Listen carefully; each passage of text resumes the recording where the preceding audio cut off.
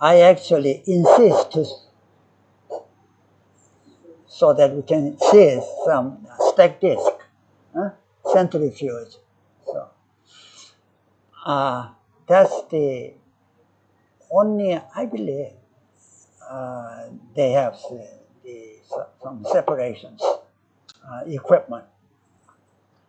I'm not sure whether they have something else, but my feeling is that's the only one they have. Here, centrifuge, food processing. There are several different the centrifuges. You'll see probably about the 4 or 5 different type of centrifuges for food processing. Certainly, oops. Oh. Is that going forward or backward? Oh, yes. Inlet, the inlet stream going in and centrifuge, and then somehow liquid discharge. Solid discharge is down here. This is really a simple centrifuge for food processing. The rate-wise, the decanter is best one. I mean, processing rate-wise.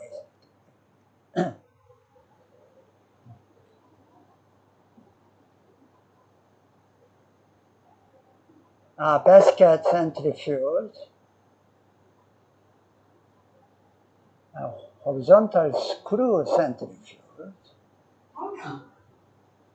and then this disc centrifuge. This is what we saw yesterday. And then tubular bowl centrifuge. In fact, the disc centrifuge, milk producing company, they do use this one, but sometimes the disc centrifuge has complicated design into it in order to separate the let's say skimmed milk 1%, 4%, and the whole milk. How they can separate it? See, it really depends on fat content, fat. Normally, centrifuge, they separate based on the density. However, sometimes it can be separated by the fat content. That's why milk, the industry, they use a lot on this one.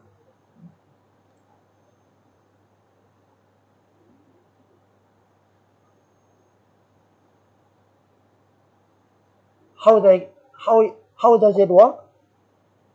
Based on density and what? Fat content. Fat. F-A-T, fat content.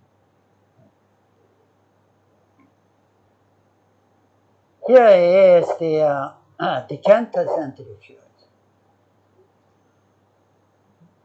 Normally, like I told you, the rate-wise, this is quite good.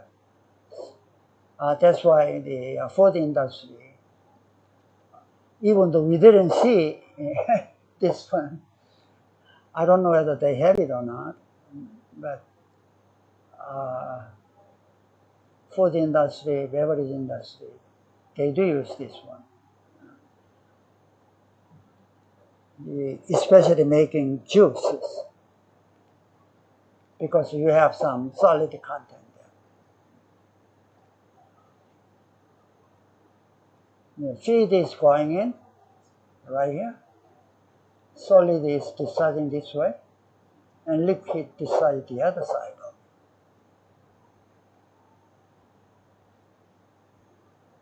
Is there any way you can turn number 1? You will see how it works.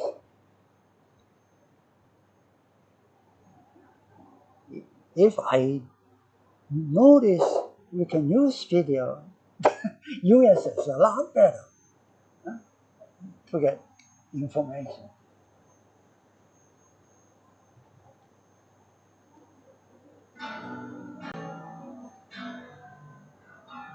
This is the most recent one. This is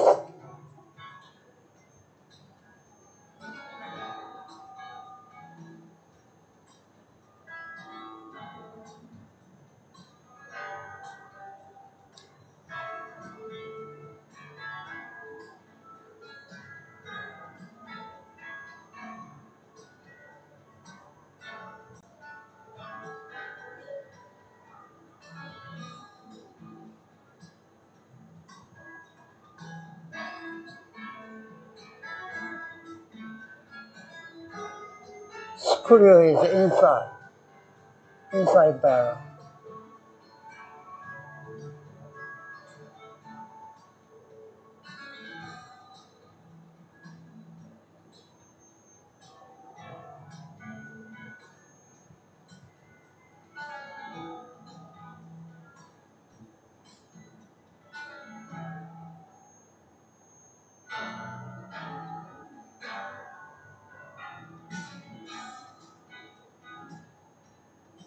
Here.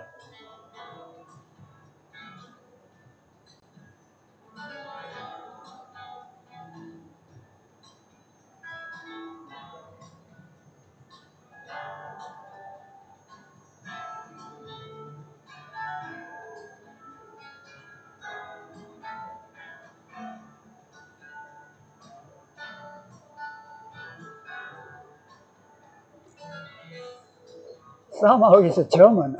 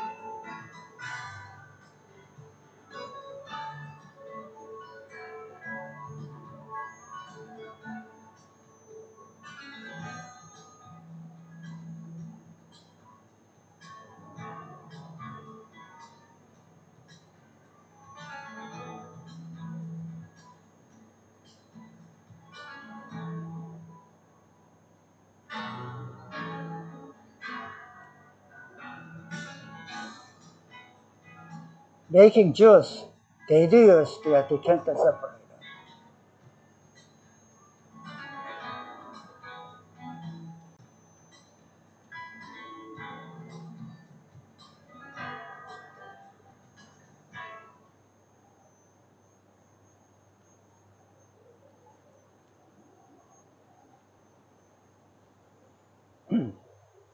Oh. So centrifuge type decanter, that's what we saw. a horizontal centrifuge using rotating bowl and screw conveyor, continuous solid discharge. The common application in the food, like I told you, food and beverage, juice, separation of dairy sludge, oil, olive oil extraction. Second one is disc stack centrifuge. That's what we saw yesterday. So disc is stack up, and conical disc to increase the settling area. Here, classification and separation of milk, cream separation, wine, beer, juice.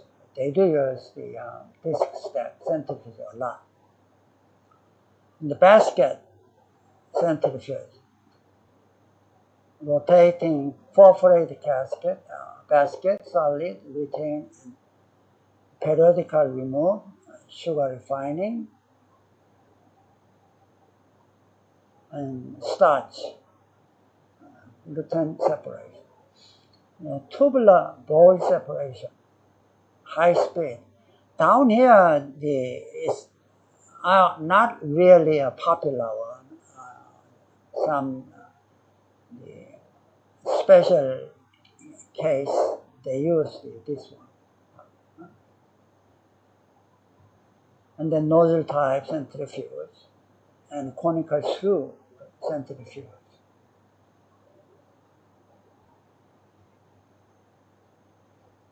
Yeah.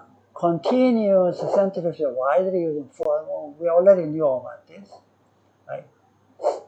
Solid liquid separation due to their efficiency, high throughput, ability to operate non-stop, making them ideal for large-scale projects. This is G-force. We already discussed during the tutorial one. Continuous sensory use centrifugal force, separate components based on their densities. Like batch separation, they allowed, I don't know whether I write it, not only density, but fat content as well. These are separate components, making them more efficient for industrial scale applications. Food industry, vegetable, fruit juice classification, remove pulp, insoluble, starch separation in corn or potato processing, continuous centrifuge separates starch and fiber and protein. Oil extraction in edible oil product, soybean, palm, sunflower oil. They separate oil from water because density is different. We already seen decantation. Meat processing for right there. For fat and protein recovery from byproducts. What about dairy industry? Milk classification. Remove impurity as well. And then cream separation. Cream from skim milk by density difference. Whey processing. Classify concentrate whey from further drying or protein recovery. What about beverage industry? Beer and wine classification. Remove yeast, other particulate after fermentation. Coffee and tea processing, separation of solid. The first day instruction, I show you the filtered beer and non-filtered beer. Personally, I really like filtered beer. It's a lot smoother. Sugar processing, separating molasses from sugar crystal in refining operation. Types of continuous centrifuge, decanter centrifuge, we already see that, and disc sack centrifuge, classifier and separator, use clarification. Advantage, high throughput, suitable for industries.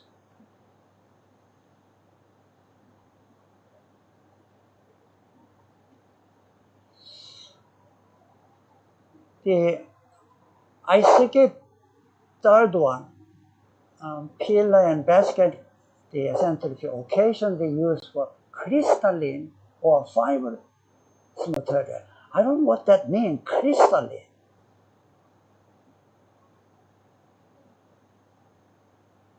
Have you know? You can guess some? This is solid. Huh? Solid material, crystalline. Yeah, looks like solid and fiber. Yeah, that might be correct. Solid material. Yeah. The type for which we saw the video. Huh? Video just now. What was the type of that huge? Type of what?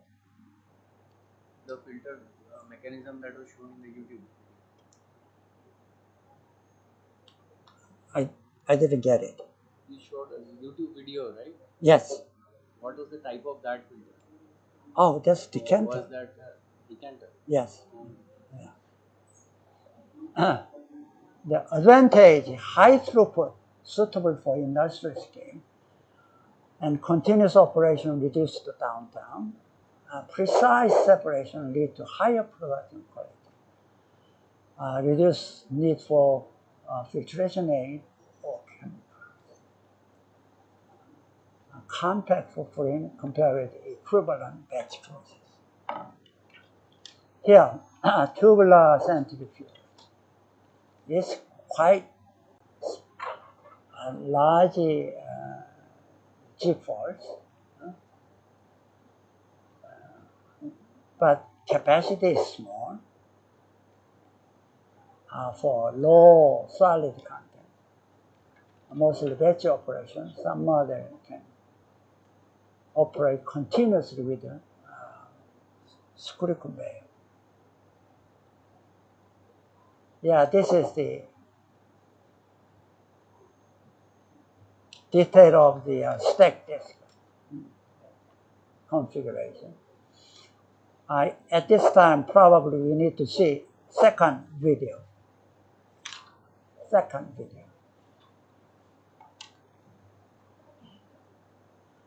This is short one, I hope.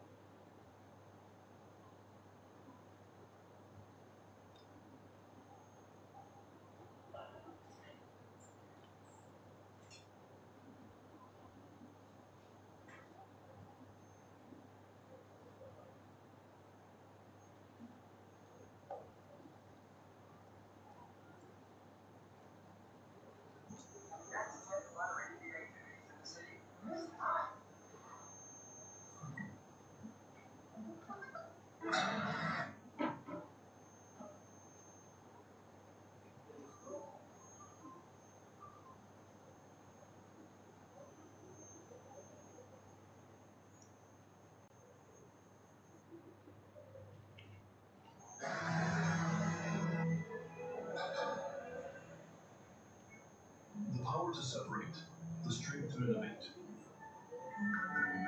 Separation takes place at a temperature of 50 degrees Celsius.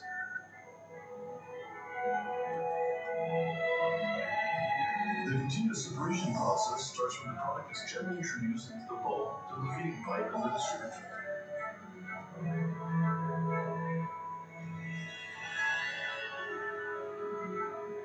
And then flows into the bracing channels and is separated through spaces between the discs. Separation takes place inside the bowl as as a result of centrifugal force and the different specific weights. The light phase is concentrated in the inner part of the bowl, while the heavy phase is forced towards the outer part of that diameter. Any solidus particles are forced towards the outer part of the bowl by the same centrifugal force, accumulating in the solidus floating space, and are discharged automatically in very precise shots at regular preset intervals. Both the light and heavy phases rise along their respective paths and reach the centrifugal pumps.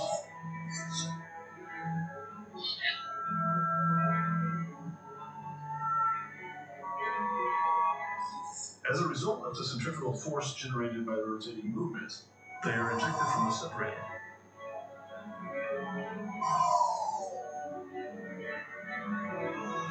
Innovation, reliability, quality, efficiency.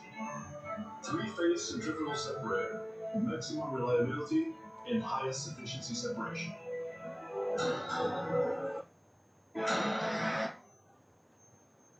Well, it's short video, but somehow you can get an idea how it works. Stack disk. The G-force is 8,000 or 15,000, and short distance between 2 millimeter, disk to disk. Number of disks can be 100 of that many, larger capacity than tubular centrifuge. Density of liquid phase is generally limited to 1.5 gram per milliliter. Some special milk can be. The temperature limit is 80 degrees C due to motor, with some special design up to 170 degrees. Always trouble is the motor. Motor doesn't take high temperature. Solid bowl centrifuge, decanter centrifuge. We already seen this one.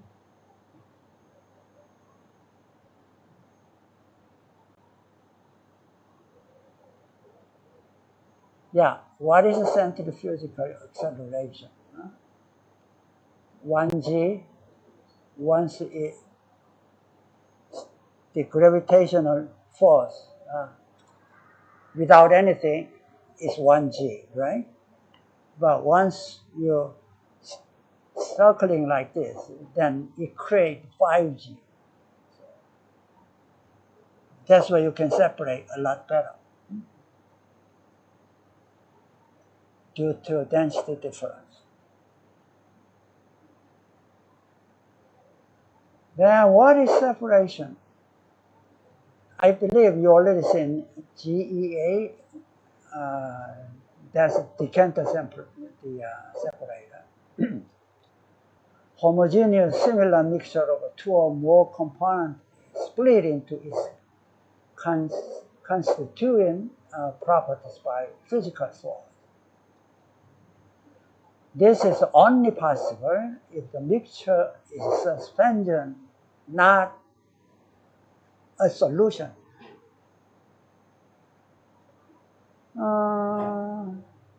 Some solidified one, I believe they can separate out if it is really visible.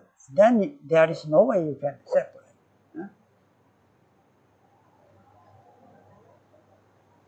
The solution is liquid then cannot be separated again by physical force. Solution has lost its original physical property and formed different properties to become a new product. Water is a solution. So if the solution you can accept, well, somehow you have to see the density difference. But if the solution size of bubble is tiny, really tiny, when it's visible, then it's trouble. You cannot separate quite well. In a suspension, all constituent of product have been mixed together without chemical reaction. So parts maintain their original property. This is critical if centrifugal by physical force. But probably you may already know about this.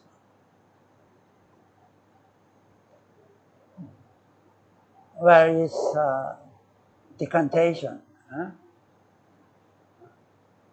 liquid solid, the precipitation, sedimentation, but liquid, depending on the density, you can separate. The other one is two different liquids and solid, then essentially you can separate now.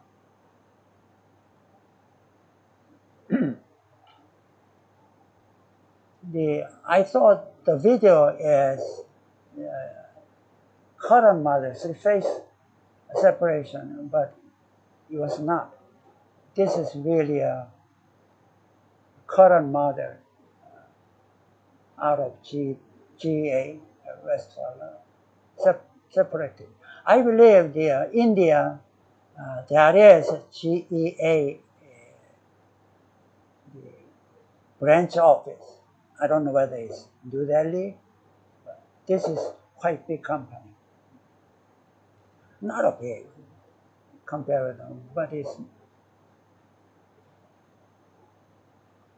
as far as the centrifuge industry is concerned, GEA is a leading company.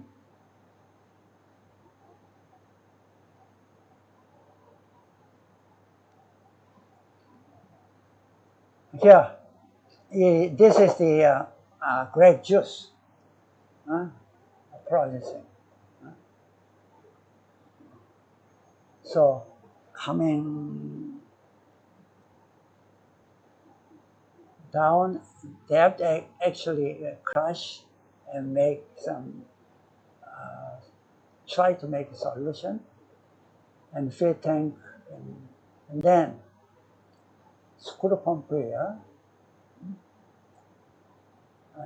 going into the decanter, and then detention tank, and fermentation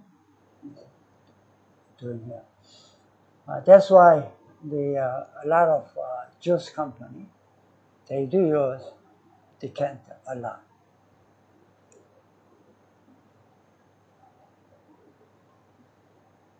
Centrifuge, this is the GEA kind of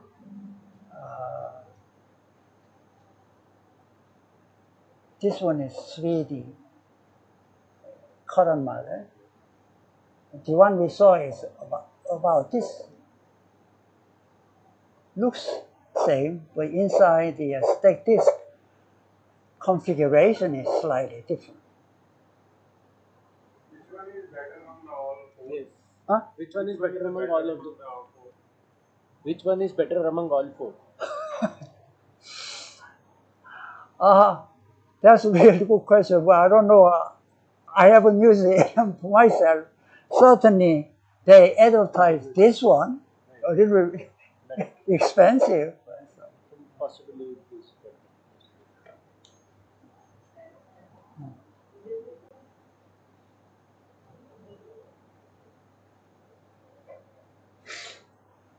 Parameter for separation: density, particle size, viscosity, temperature, fat content. Now, factor affecting separation, disk clearance, disk angle, roll speed, solid holding speed, feed pressure, back pressure, centrifugal force. Process influence, certainly flow rate is quite important. Temperature. Temperature in separation. Huh? What's the role of temperature in separation? temperature role or in separation. What is the role of temperature in separation? Oh, well, temperature is quite important because the viscosity gonna impact a lot. The other thing is the density is the same thing. If it is the high temperature and low temperature, density difference is slightly different. So, yeah. I believe this one is quite important. Immersion. Is it emulsified really finely or loosely? So it depends on the degree of immersion. Difference between density and specific gravity and proper chemical, proper reaction time.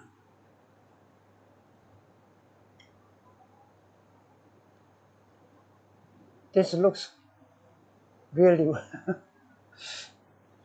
pretty because actually, We are to directly driven because in majority of the machine designing, the people go for direct drive. Instead of where it was real, see here the diagram of it is directly driven. But integrated term I don't know what exactly integrated term. So direct means the sharp would be because in our lab also we are having machine which is directly driven. That is the main concept. Even in the washing machine also the people are going for direct drive instead of belt driven. Direct driven is always better than your belt drive. There might be reason that there is a transmission loss. Yes, transmission loss and loss maintenance. Energy will be more. Okay, energy will be more. Vibration will be more if you are not going for direct. So direct drive impact is much better than indirect drive.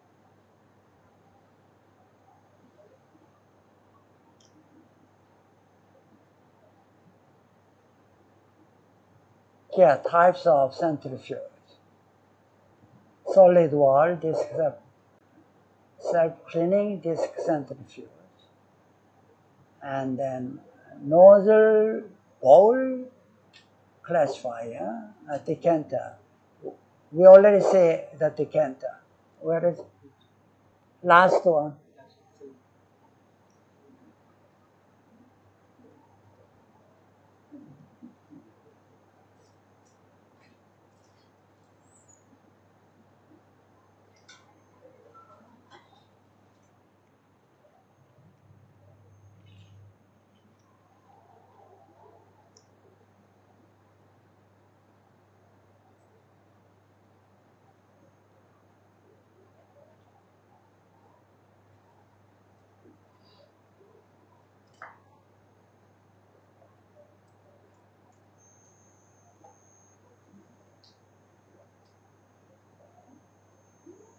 Oh,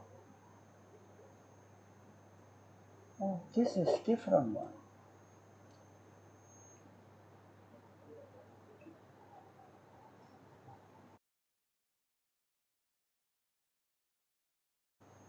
The centrifuge.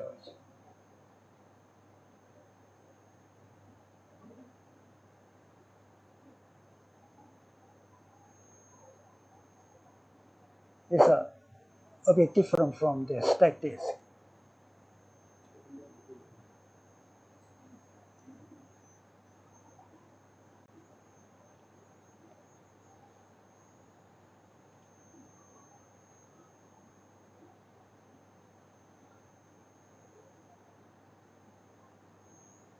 Yeah, I think that's good enough.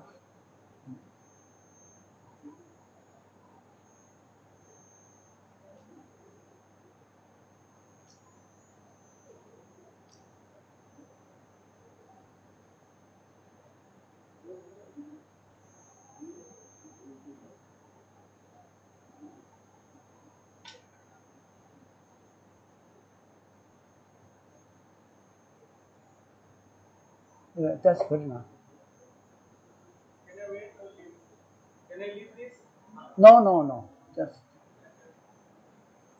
That's good enough. Just turn it off.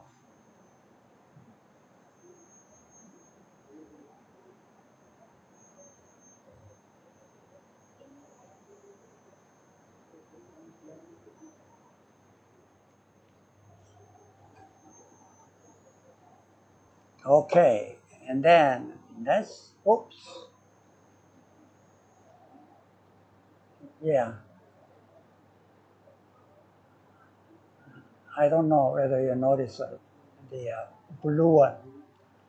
Blue one is whole milk, and skimmed milk is, huh, purple one is whole milk, and blue one is skimmed milk, huh? Coming this way. And then cream is around. Actually, it's the fat content. Then you can separate out. So my favorite milk is 1%. So it's not skim, but in between whole milk.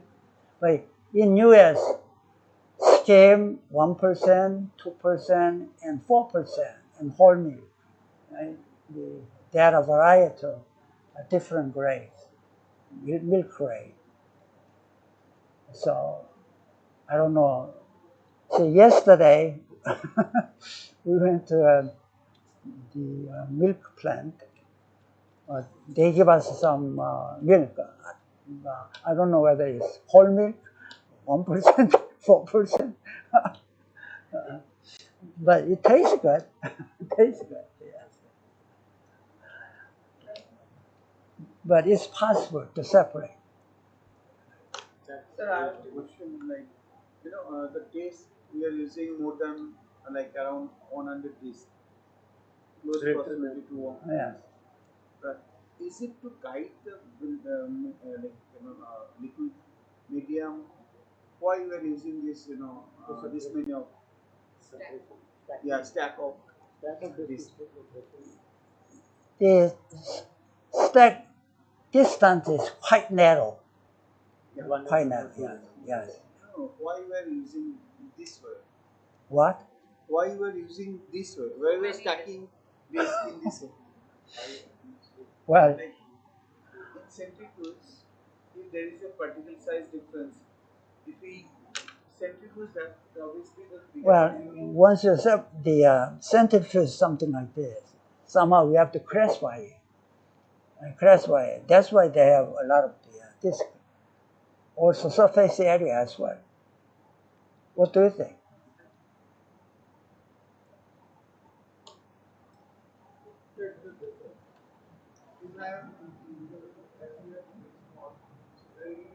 What is the number of the slide? This is the last one. Is that last one? Is that last one? Last slide. 23 of 23. Oh, come on. It's okay. This one is last. so it becomes step by step.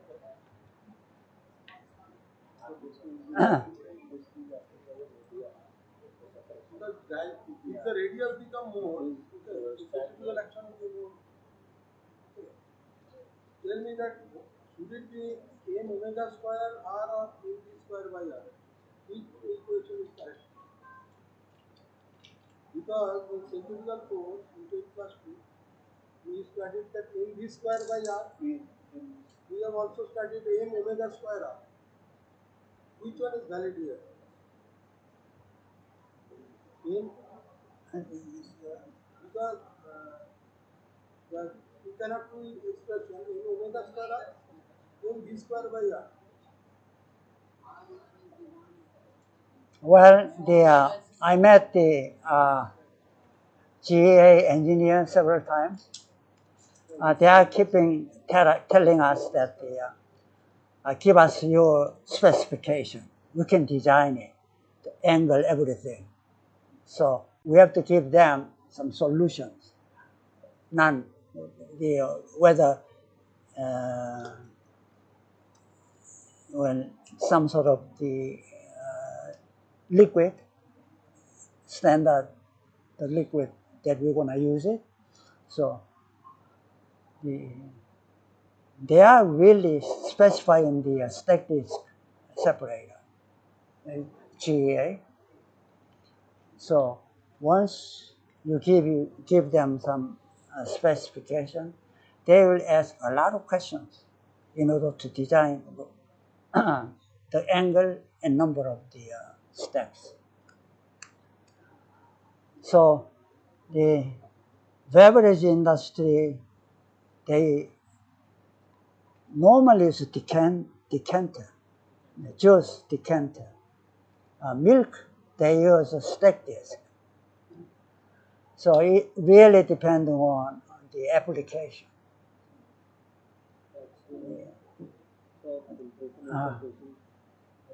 That's why yesterday I kept asking them, hey, we need to see stack disc centrifuge. We only saw the outside, not inside, but somehow you already see separate. This is quite famous. For milk industry, it is just standard culture. Yeah. Beverage as well. Okay, then tea is over there. So. I want to put one point here. Okay, that's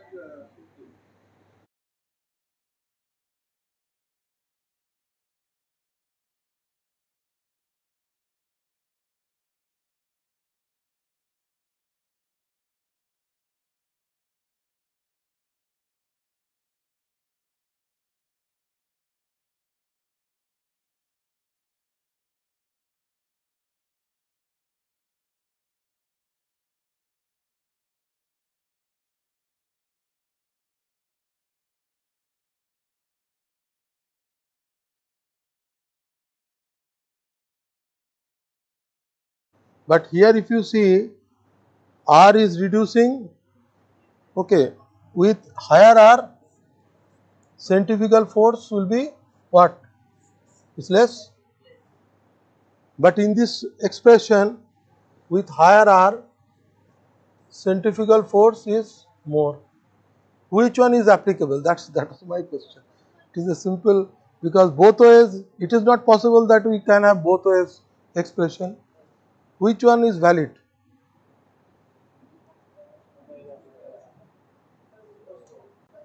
First one. Why not the second one? Go down. But see, what is basically V? V is equal to again omega R. If you put omega R, then you will get this expression, isn't it? V is also omega R. Then how these two expression is possible? That is my question. How these two expression is possible? Yeah, but in one case is R increasing, centrifugal increasing. Another case, no, we are taking that. This is the rotational velocity. Then why this expression? Two type of expression you are getting. See, here in the centrifugal arrangement, we are trying to maintain omega. Whichever is maintained, that way equation to be set. Suppose if you are maintaining omega, obviously this expression is valid. Larger the setup, larger will be the centrifugal force. Okay. Larger will be the centrifugal force. So as because in centrifugal operation we are maintaining W, okay, so this expression is valid.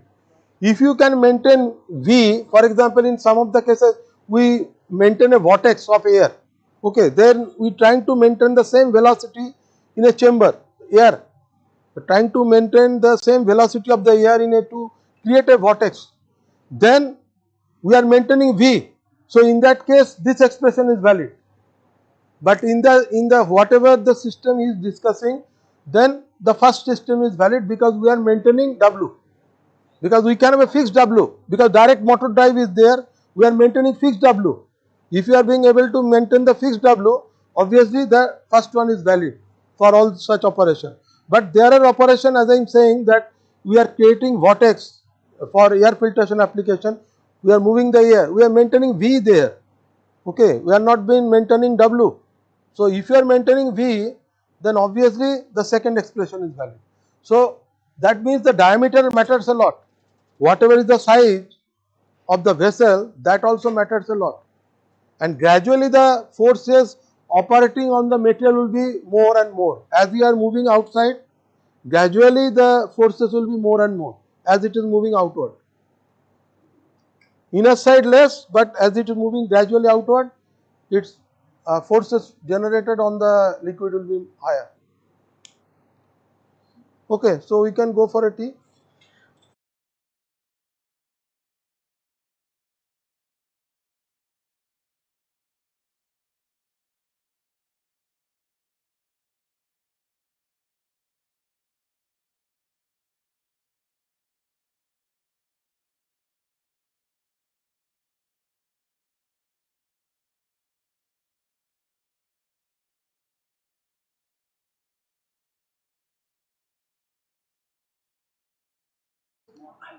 Criteria, strategy for process optimization and selection of suitable separation technique.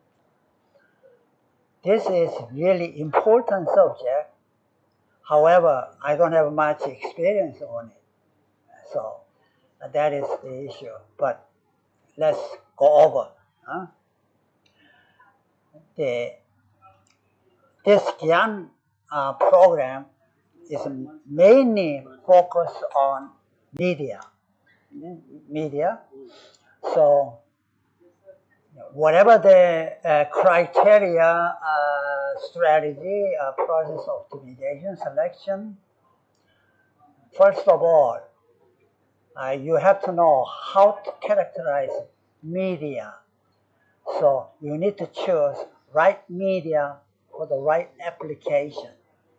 So we're going to start with the general criteria strategy, and then we're going to move to the media characterization.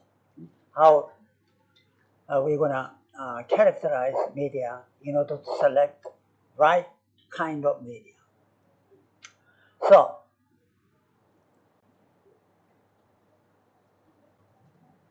here, criteria strategy. Somehow filtration characteristic, suspension property, process requirement. So all combination is not one, but all three of them.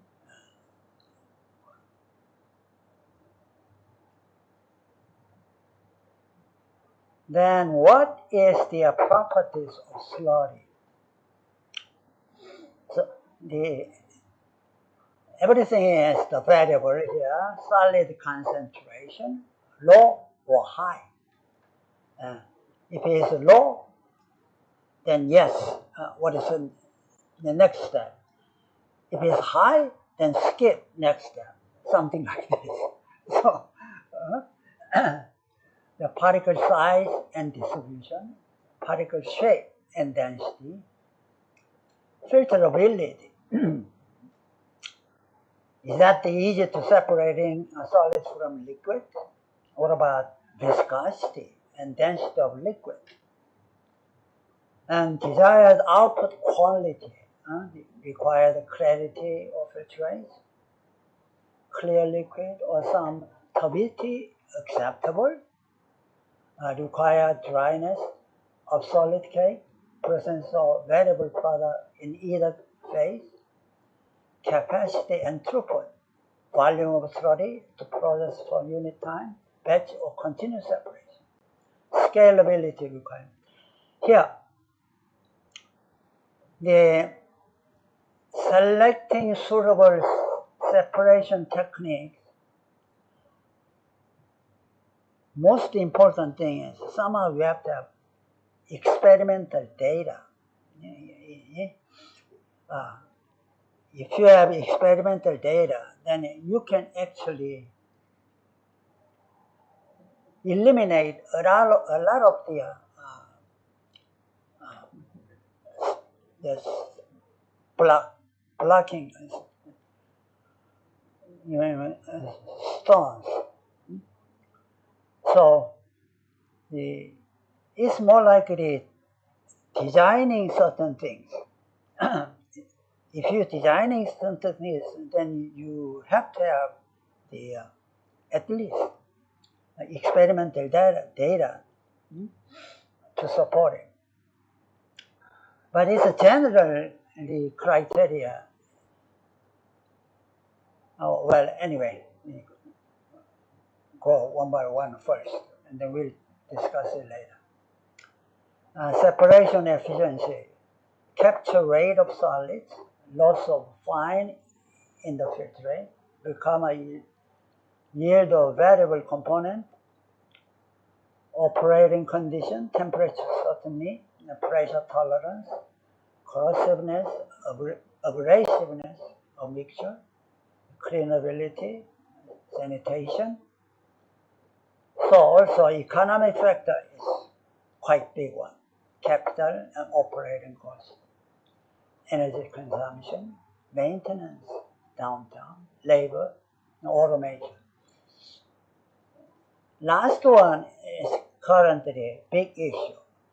What about disposal? Handling waste, solid, liquid, emission control, safety of handling material under pressure and temperature. All those you have to optimize it.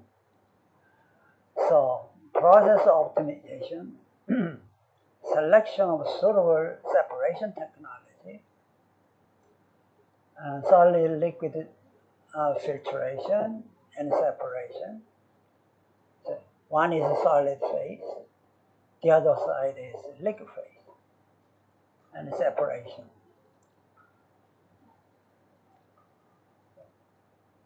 Strategy of process optimization. So material characterization, perform particle size analysis, determine sedimentation rate. This is all experiment. You have to have some data. The more data, the better to come up with the right solution. Bench and pilot testing, lab scale test here. This is quite important one. Test, evaluate filter rate, cake formation, washing efficiency.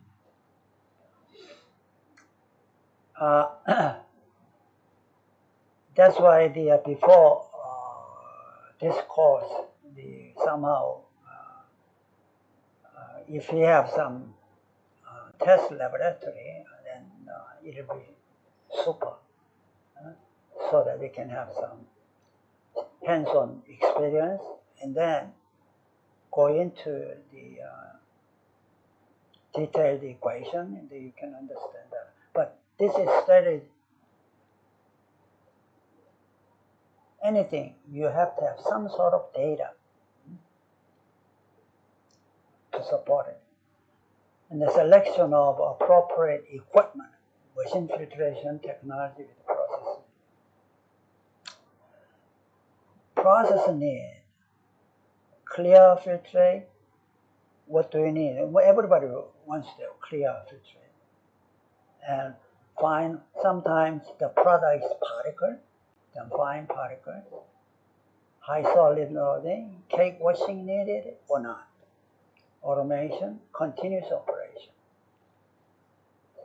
So membrane filter, a pressure filter, belt filter. So which one is the suitable equipment for that special process?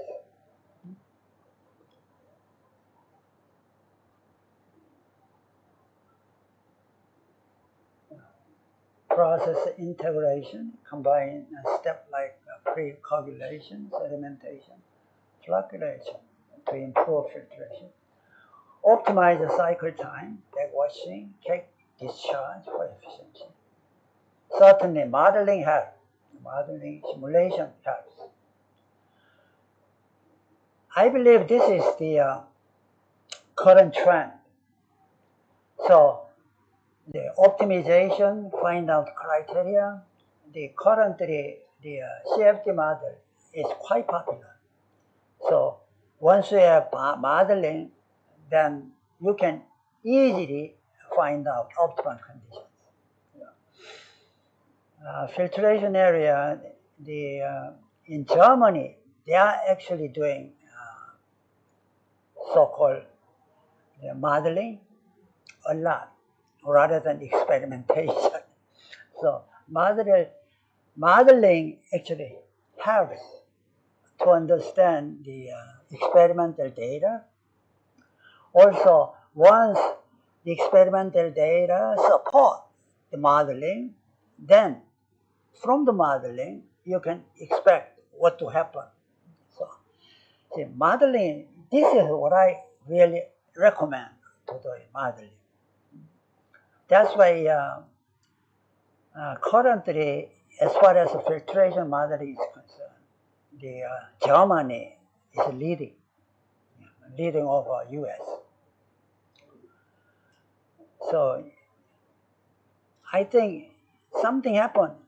They try to do modeling first. Model first. The Germany, not several, a couple of universities, they are really good at filtration. One, I already visited them. One specifically, they are actually handling liquid. The other, several others, they are only handling air side. Looks like the air side easier than liquid. To me, liquid should be a lot easier than air, as far as modeling goes.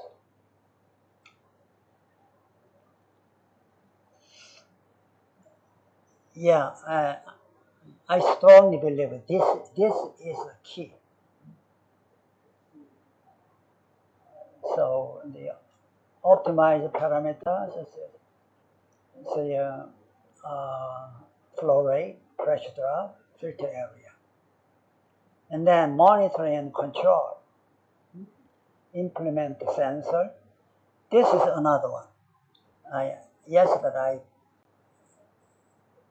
mentioned about sensors. Currently the sensor cost is really low. So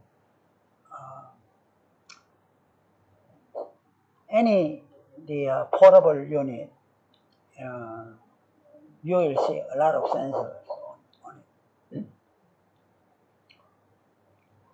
Use data analytics and predict maintenance need to be optimized schedule.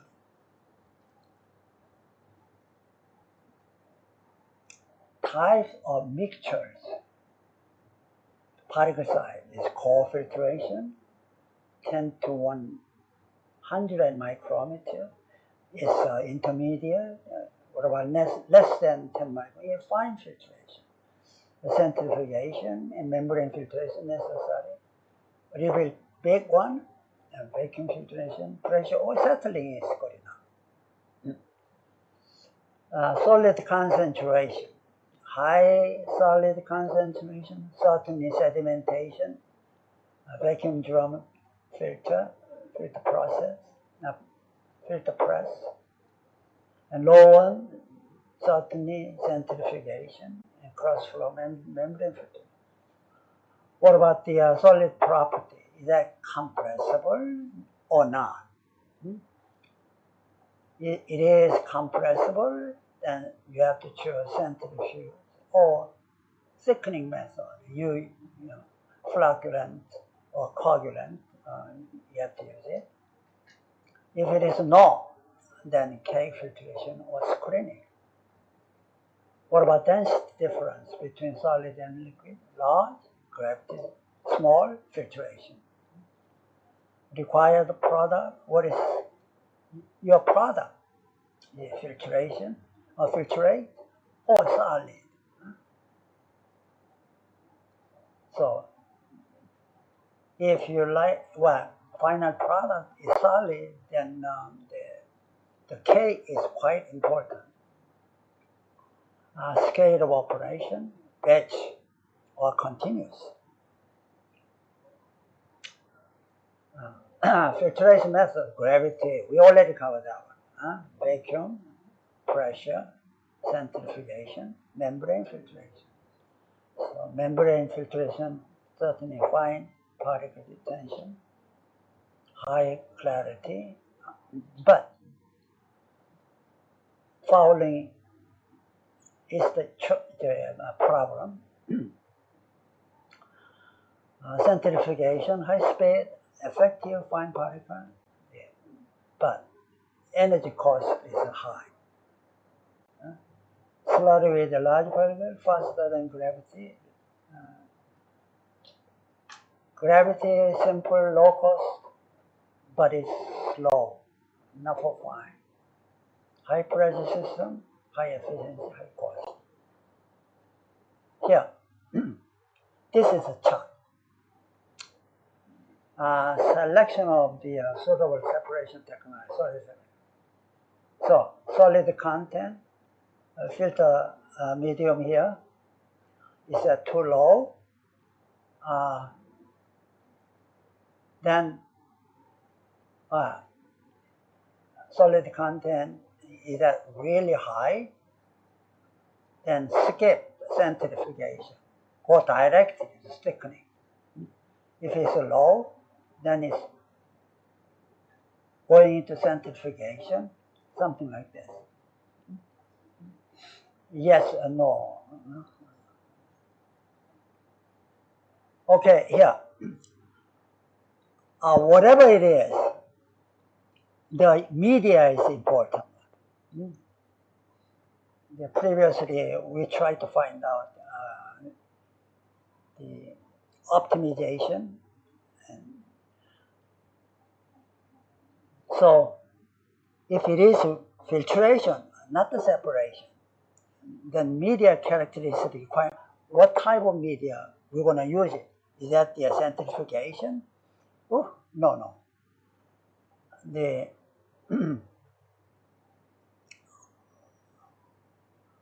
ultrafiltration or nanofiltration, anything. Then somehow we need to know the characteristic of media, right? That's the key point. So I'm going to go over that one, this one.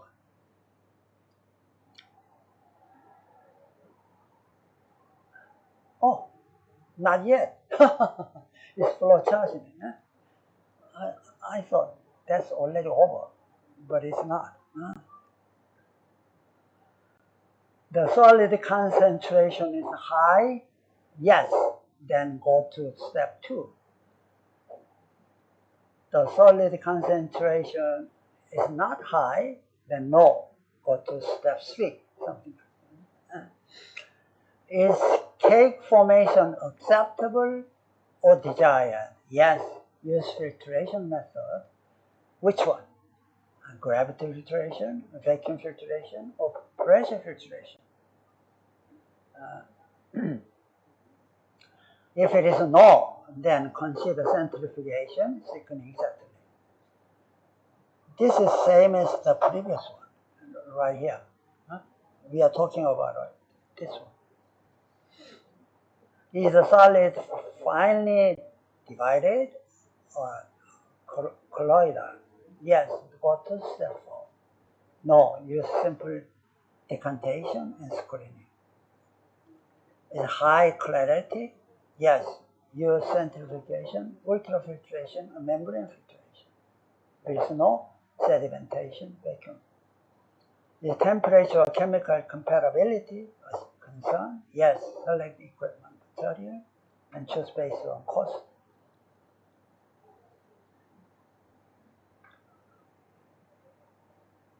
Choose technique based on above answers. That gravity filtration is good enough. Coarse particle, simple separation. What about faster than gravity for fine particle? The vacuum filtration is required. What about the thick slurry, high resistance to flow? Then somehow you have to apply a pressure. pressure filtration is necessary. What about fine colloidal solid, high clarity required, then centrifugation is appropriate,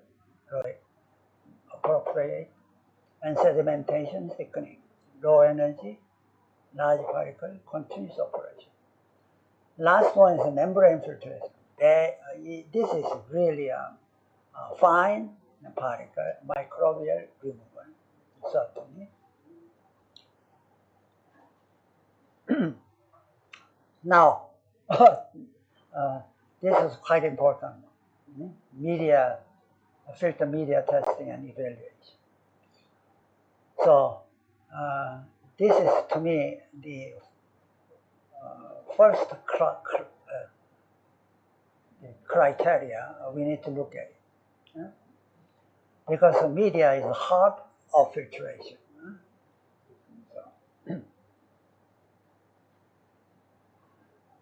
So filter media testing and evaluation is a systematic process of characterizing filter material.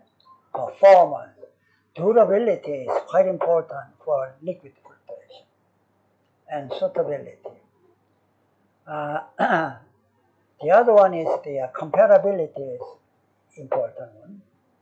It involves structure, mechanical, and filtration process under standardized conditions. Here, the media characteristic. First, physical, structural characteristic.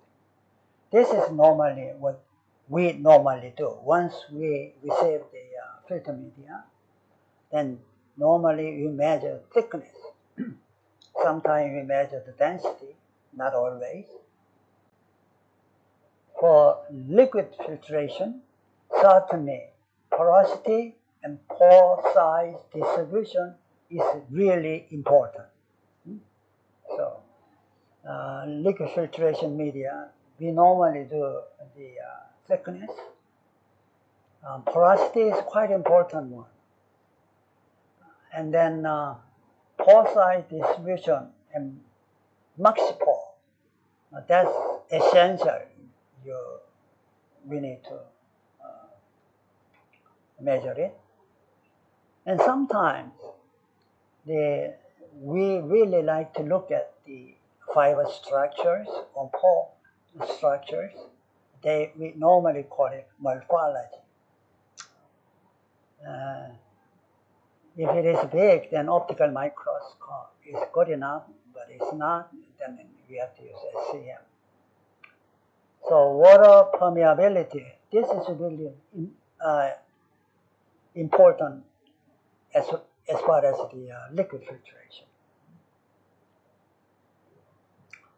And then mechanical property, tensile strength, elongation, this is more important in liquid filtration than air filtration. Bubble point, compression, the recovery, sometimes it is necessary. The media is compressible, then we have to understand what's going to happen in the field. So abrasion, flex, fatigue resistance. Last one, we don't normally do, but sometimes we can do that. Filtration efficiency, retention. Normally, the filtration with beta ratio, something like is kind of costly. However, pressure drop and dirt capacity, we sometimes do. Flow rate. And last one, we don't do a lot, microbial filtration efficiency. Sometimes it is important to study the filtration. This is a special area. And functional environmental testing, and chemical comparability. This is quite important. Whether it's the certain kind of solvent then the media has to be resistant to specific test solvent, oil or acid, alkali. Thermal stability and humidity moisture resistance, hydrophobicity or hydrophilicity effect. Sometimes aging test, long-term, to me, this is, I don't know whether it is necessary. However, in air, some area we have to do aging test. For instance, the industrial air cleaning equipment. Industrial air cleaning equipment, they do use a lot of bad filters. But pulsing, once a lot of dirt on the surface of filter media, we pulse it. So some media probably about 50 pulse, it tears. That's why this is quite important, the aging test. Several times pulse. So how long we can do it. So we call it aging test. So there are some test standards. How many times you have to do this, and then you can apply. Last one is probably futuristic. Later on, it might be a big issue, but not at this moment.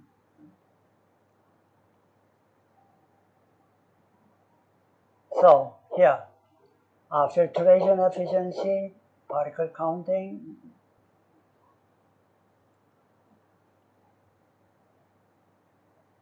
Here is the liquid filter test standard available right now.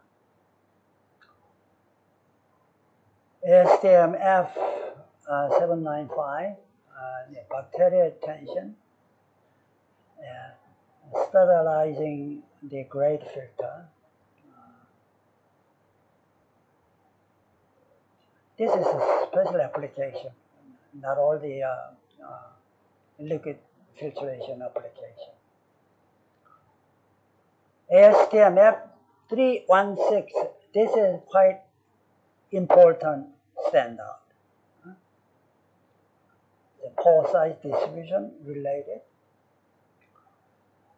And ASTM D3861, membrane filter evaluation in water treatment, particle retention. ISO 19438, this is a fuel filter in the automotive. ISO 4020, fuel filter testing, sampling. 16889, hydraulic fluid filter, multipass test efficiency. And ISO 11171, calibration of automatic particle counter. So, not many, but for us, the most important one is F316. This one has been for a long time. Yeah. Then somehow, probably you already knew Laplace equation, bubble point.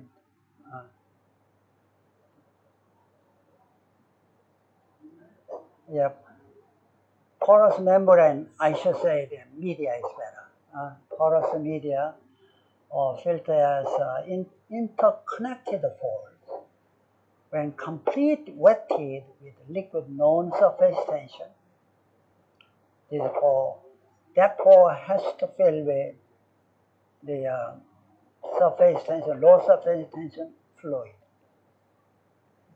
So nowadays the fluorochemical is kind of it's not really banned, but under the PFAS issue. So the alcohol-related solution, you can use it, I believe. Yeah? The gas pressure applied on one side, the smallest pore, resistance flow. This one is we call it bubble point. Yeah? The bubble point is the largest pore, bubble applied. Here, when you look at the Laplace equation, actually we got a Wabashi equation. The Laplace equation is before coming out the Wabashi equation. So D is pore diameter, gamma is surface tension. This is contact angle. And this is differential pressure. So this is constant. Somehow we don't care about cosine theta. Consider as 1. So 4 gamma over P, that is the diameter.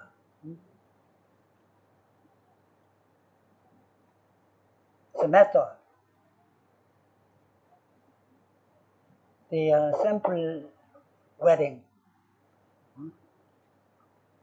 Here, usually low surface tension. So isopropanol water mix is good enough.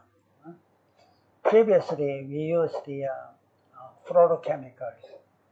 That one contact angle is so low, so it's a lot better. But nowadays, it's kind of under PFAS issue, so we don't use it. But some labs, they still use it because it's candy. And then somehow you have to pressurize the air in order to get the bubble point first. Then how we can get the size distribution. Once you have largest pore, then, well, you can look at the actual graph. Here.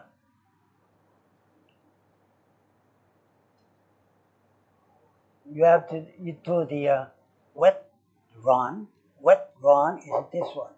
It starts once you pressurize a little bit, then you can see bubble boom comes out. That's the largest pore. That's right here, a starting point. And then it's going up, and then it's dry out, and it's same as the drying curve there. So in the middle, half dry curve right here, that we call it mean flow pore. That's quite important. That's quite important value.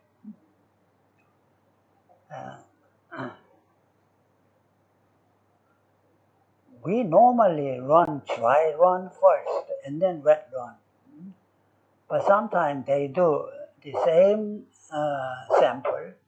Once you run wet run, then this point it dry out. Then you can do the dry run. And then you can compute out the pore size distribution. I believe everyone did some experiment, right? Because that lab has the parametry. So this is a quite important parameter you have to look at. The pore size distribution as well as the maximum pores. What should be the property of wetting solution?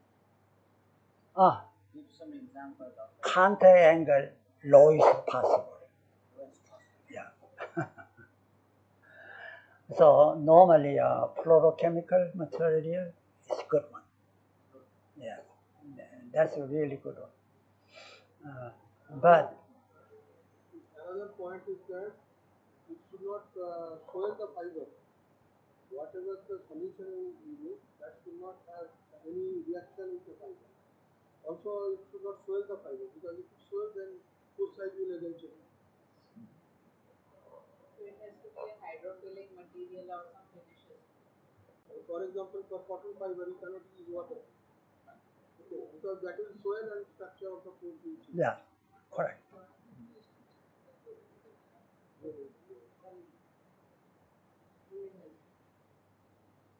Question? Your wet run curve is the one which is curved, na? Okay, here. Wet, Curved one is the wet run. the wet curve is from here going up all the way. That is wet curve. Dry curve is brown. This is dry curve.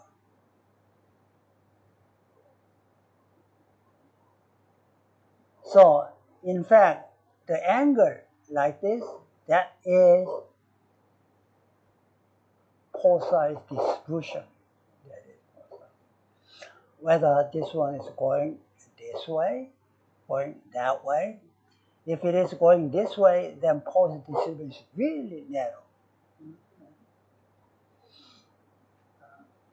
But important one is the half dry curve right here, this point.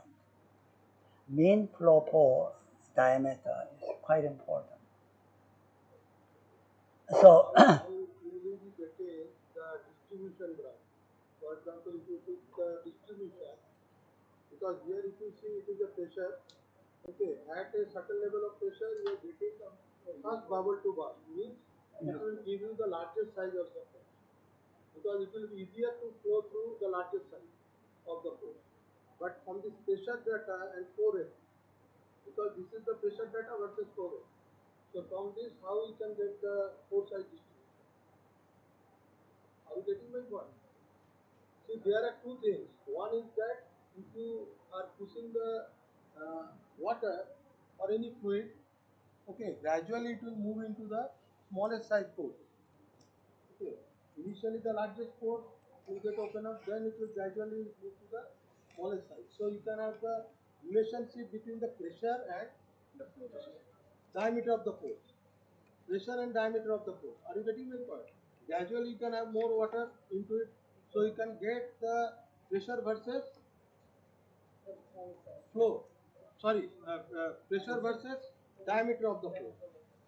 And if you see the Poisson's equation, there is a relationship between the pressure versus what? Pressure versus diameter. Yeah. So pressure will get nullified, so you can get the diameter distribution. But that distribution is based on the volumetric distribution. Okay, that is the volumetric distribution. Because in many cases there is no clarity about that thing. Okay, how you are getting the distribution? Because here it is pressure versus flow rate. So volume versus force you are getting. Volume versus force. Again the pressure versus. I mean, if you increase the pressure versus flow. Okay, or pressure versus diameter and pressure versus volume. Both will get cancelled out, so you will be getting the equation. okay, the I mean, that's Would already be the applicable only for woven, non-woven bubble No, this is used for, this can be used for non-woven. non-woven. Woven fabric, it is simpler. Okay, pore size determination will be simpler. In the case of, if it is a net skin, open like of structure, it will be simpler. well, I'll give you the my paper, the old one. I didn't bring it. Probably you already have the copy of it. One paper has equations there, the to obtain the pore size distribution.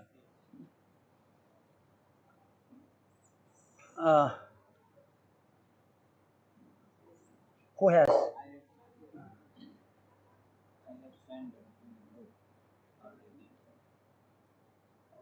Yeah, get my paper. See, I didn't bring it. Yeah, it is. 4 and Yes. so that you can share in the WhatsApp. Yeah, it is there in the WhatsApp. It is there. It is there in the WhatsApp. Okay. Here is the equation right there. To get your thing. I don't know whether we can put it. Is that possible?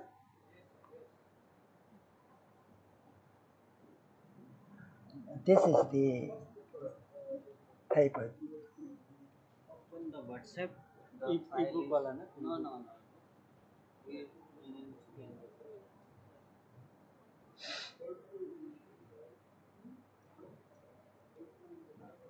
So the actually you can get the precise distribution really precisely. The equation is already I gave you. He tried to put it on there.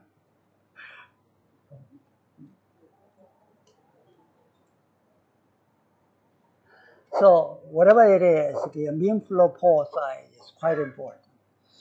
So once you receive the media, I don't know whether you do have porometry at your place. That's the essential equipment you have there for liquid filtration.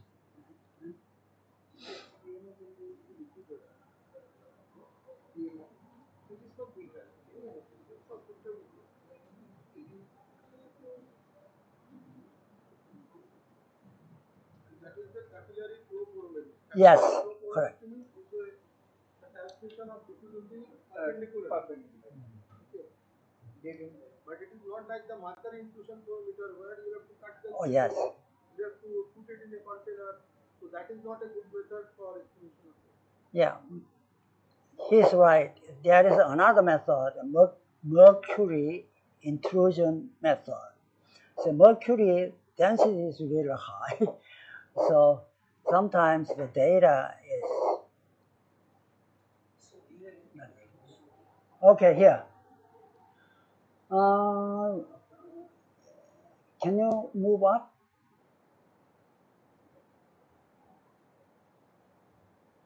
Right here. Right here. This is the. Oops. This is the equation to get the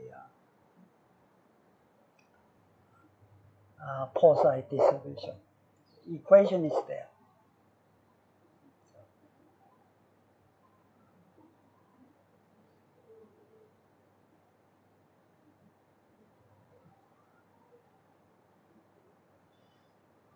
So why don't you go down a little bit? Epsilon, I don't know whether I wrote it down some. Yes, that's good. That's good.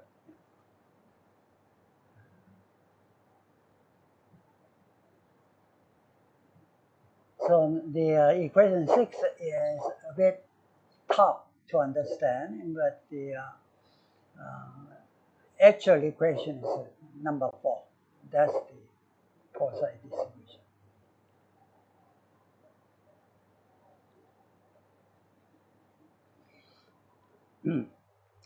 At that time, I was really a young engineer.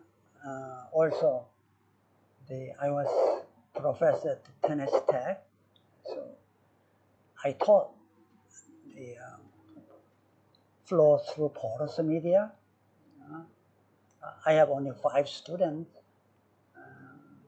In fact, I started a lot.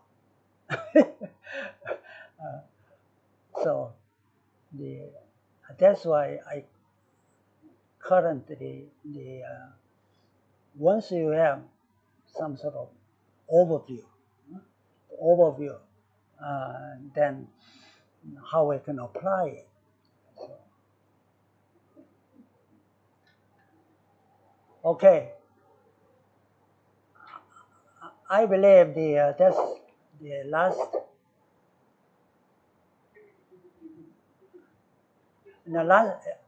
PPT. I think. So this is the last one. Yeah, this is my last one. So this is last presentation. I can say the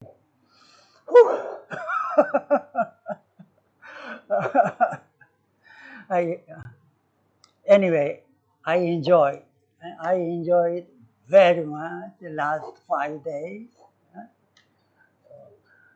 Uh, I I hope that you learn something at least what the basic principle of liquid filtration is.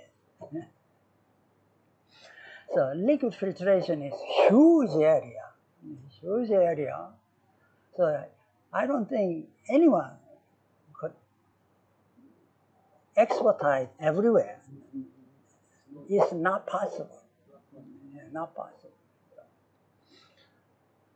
However, the principle is there. It doesn't change. That's why I give you a paper. It's long ago. It's 30 years ago. But principle doesn't change. It stays. Principle stays the same, but the mechanism changes Yeah. in the change of application.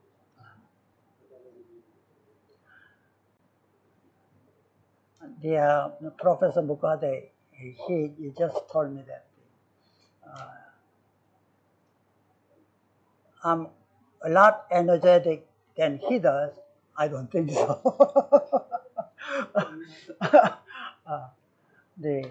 However, I really want you to enjoy what you are doing. That's important. That's so. Really, I really like you to have passion to work. I don't know whether you noticed it or not. I'm 80-year-old, but I'm working like 20. Okay, that's it. Thank you.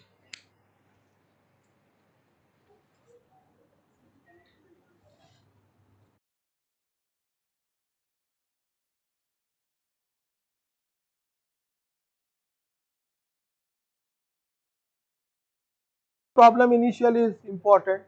Then we'll have to see what are the fixed factor, whatever is the signal factor and noise factor. Noise factor means that external factor would act as a noise factor. That has to be limited. That has to be, because if there is a variation in, because this is the testing, it can be found in the, can be done in the lab scale research. So in a lab scale research we must control the noise. Okay. See, one of the things I like to mention, the industrial part of doing, is very much different than actual lab scale research. In industrial level, if you talk about the dirt and dust and whatever, there will be huge fluctuation. Okay, suppose the dust concentration is 500 in industrial environment, it can go down to 100, 200, depending on how many units are running, or it is passing the air and the pollutants.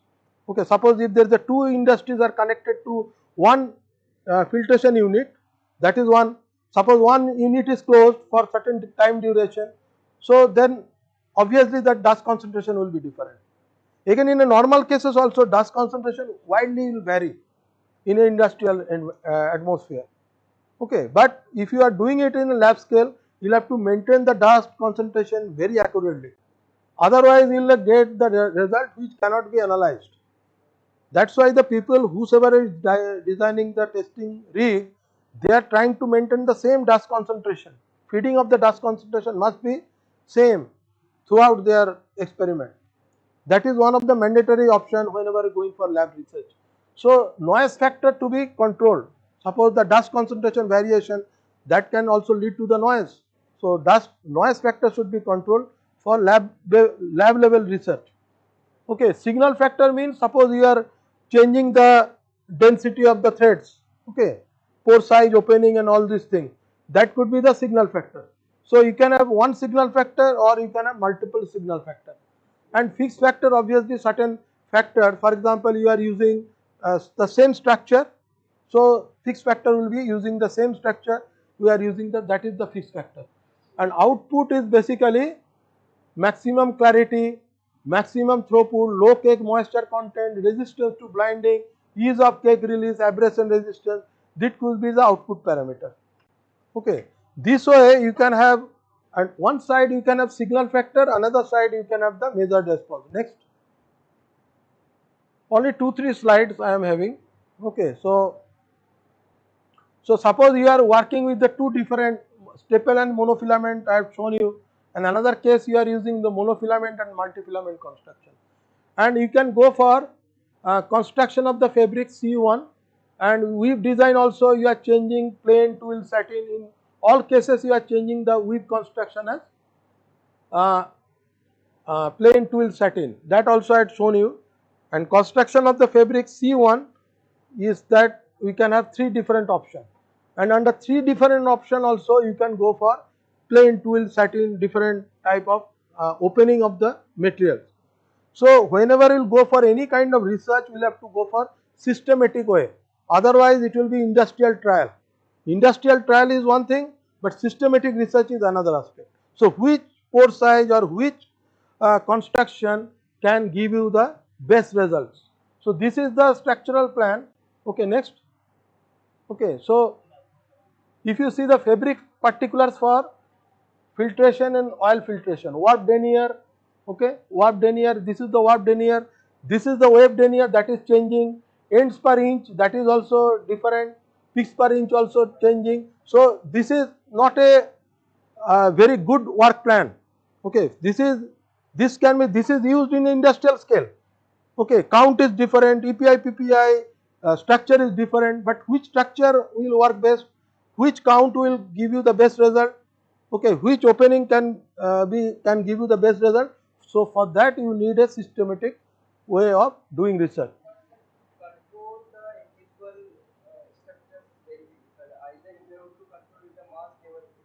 See, suppose I am setting the wave denier fixed, okay, we are setting the wave denier fixed. I am only changing the peaks per inch or ends per inch, both are changed in a simultaneously, so that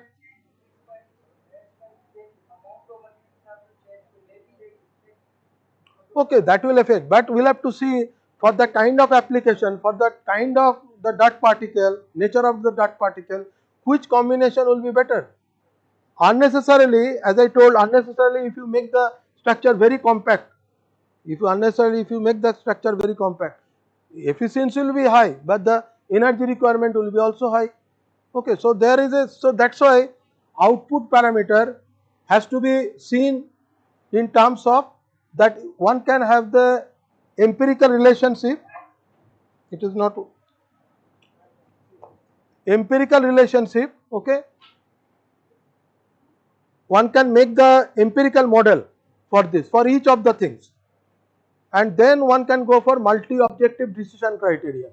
Multi-objective decision criteria means, so suppose you are looking for throughput, okay, you are looking for clarity, you are looking for the easy cake discharge. Suppose 3 different properties you are looking into, okay, and certain region you can find that all are getting satisfied. Our purpose is getting satisfied in a certain region. So this region has to be highlighted, in which region we are getting the maximum throughput and all this, because this is the way we can go for optimization. Are you getting my point? So it needs a systematic research, but what the industries are doing, they are getting the random. So if you see any industry, they are going for random research. Okay, but here in this case we can go for systematic research. Multi-objective decision criteria can be used. Sometimes desirability function can be also used, because certain case is more desirable than other factor. Suppose if you are considering 3 factors, one factor could be more desirable than other factor. So desirability function, that will be also different. Because I am not here to discuss it in detail, because I have not applied this technique for your liquid filtration application. I am just saying that this approach can be undertaken for designing and development of the filter media. So systematic research is needed. In a systematic research you can fulfill all these parameters. Energy saving will be also there, maximum clarity will be also there, easy cake discharge is also possible. Okay, so you can identify zone, this zone, and in this zone whatever is the particular is available for the fabric, that particular can be taken for making the fabrics. Sir, it will help us to build that empirical model. Yes, first of all, you will have to make the empirical modeling looking at the relationship between the different input parameters. Suppose these are the input parameter, with the input parameter with the output parameter. So you will get the different models, equation. Okay, so different model and equation can give you the different type of relationship with the input variable. But certain points you can identify where all these parameters are getting succeeded. Okay, that is the strategy that can be followed, and the desirability function, that is one another aspect, important aspect. So you can say the desirability of this factor is more than the other factor. So ultimately you can find out a zone area where all these things can be satisfied. Like I did some research with the Supreme Nonwoven, okay, for their product. They are having 5 different products. So which product can give them the best result? Okay, because they don't want to have the PTFE membrane fabric, because PTFE membrane fabric is very costly. So among these 5, they wanted to identify what could be the next best material from PTFE. PTFE is the best performing material according to them, and we have also got the same result. PTFE is best performing material. Now rest of the 4, among these 4, which will be the next one, which will be the next to the PTFE. Okay, so we have identified the material at the lab research, and they have gone into the mass scale production. That is the success of the, you can say, the lab level research. We can go certain take certain action in the lab level research, and then we can implement in the industrial level. So they are going for that particular construction for mass scale production and for filtration. Okay, so what I am trying to communicate, that for every research or whatever, okay, so we need some lab based research, that is essential, although we may not get exact picture in the industry, because the life is one of the complex tasks. See, if you look at the clarity, throughput, this thing is fine, but the predictability of life is one of the most critical things, because the life can be reduced by not only by your the abrasion and all this, but also because of the death filtration, death penetration. So there could be multiple factors which can influence the life of the media. Multiple factors. It is not a single factor abrasion that is reducing the life. Your death filtration, wherever the surface we talk about the surface, death filtration, that can also reduce the life. Okay, so multiple reasons are, multiple causes are there for the life of the media. So what it needs, that systematic research. We must know what is the outcome of the research, or what are the parameters we should be interested in, because all these parameters are different. If you are going for application is different, they will not be the same. Application wise, its output parameter of the requirement will be different. So you must have certain input parameter, certain output parameter, and lab based research you can develop the model. Obviously industrial based research, it will be very difficult to develop the model. Okay, then from the model we can get the optimum results. At the what level we can get the best filtration performance, not only efficiency, not only throughput and all this. Okay. So approach should be a holistic approach, not only the efficiency, like the face mask I was trying to say. Blocking the pores, obviously the person is thinking that bacteria is killed, but the problem here is that we are taking the carbon dioxide again and again during the respiration. That is the problem. So this is all from my side, okay, and this is all about the optimization. I think we can move for the lunch, and then will again go back at 2. Okay, thank you.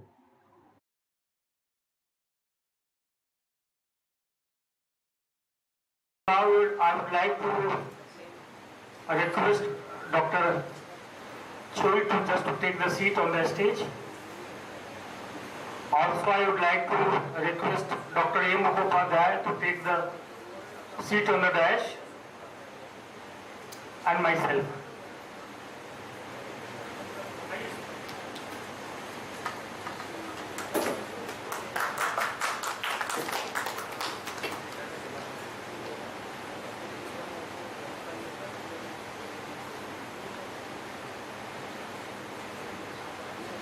Suraj?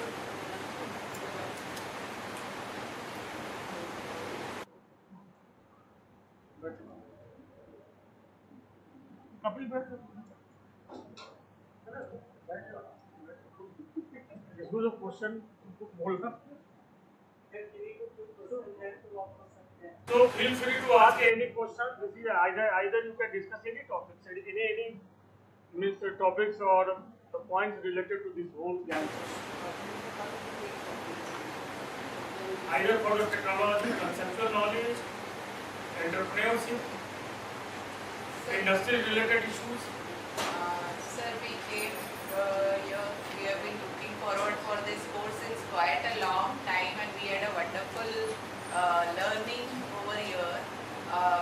In spite of many industries which are there, manufacturing, filtration materials, still what I feel we would like to know the areas where work needs to be done and it can be improved in Indian context where we are lagging and which are the domains which need to be further addressed. Because Okay. right now I think wherever work is being done is isolated, like media, all textile people are working on that, and industry they are working separately. So, like how we can take it further and which domains need further attention, where we are lagging. So in my view, I mean, you may find the lagging in many fields. If you see the liquid filtration, okay, because it is not the structure as I was discussing, structure has not got optimized structure. Are you getting my point? It is not optimized looking at all the performance viewpoint. Okay, something as in one of the slide I have shown you the variation in structure for similar application. You can get lot of variation in structure for similar application. So it indicates that it is not perfected. The structure has to be perfected for a certain application. Because in one of the slide today I had shown you for the same application there is a lot of variation in structure. Maybe their yarn linear density, your density among the threads. Okay, so that thing is there. Structure need to be perfected in any application. That is one of the area that we must look into, because many cases if something is performing, then the people think that it is okay. Never think in terms of the output parameter, like this has to be standardized, energy has to be seen, filtration clarity is to be seen. So looking at all those aspects, one need to characterize the material, and need to characterize means the design optimization should be done accordingly. So that is one aspect. Another aspect is that one should go for new type of research. For example, the bio-inspired research that initially also I have discussed, bio-inspired research, so that also can be done. Research is also there in the area of nanotechnology. The melt-blown fiber is also used in various applications for liquid filtration as well. Although in air filtration it is used, but liquid filtration also melt-blown is used. And earlier time, particularly if you could find, there are two distinct divisions. For air filtration application, non-woven were extensively used. Okay, and for liquid filtration application, woven fabric and the derivative. Derivative means the duplex fabric, semi-duplex. So this kind of structures are also there. So there are two distinct areas that where we can make use of this kind of fabric.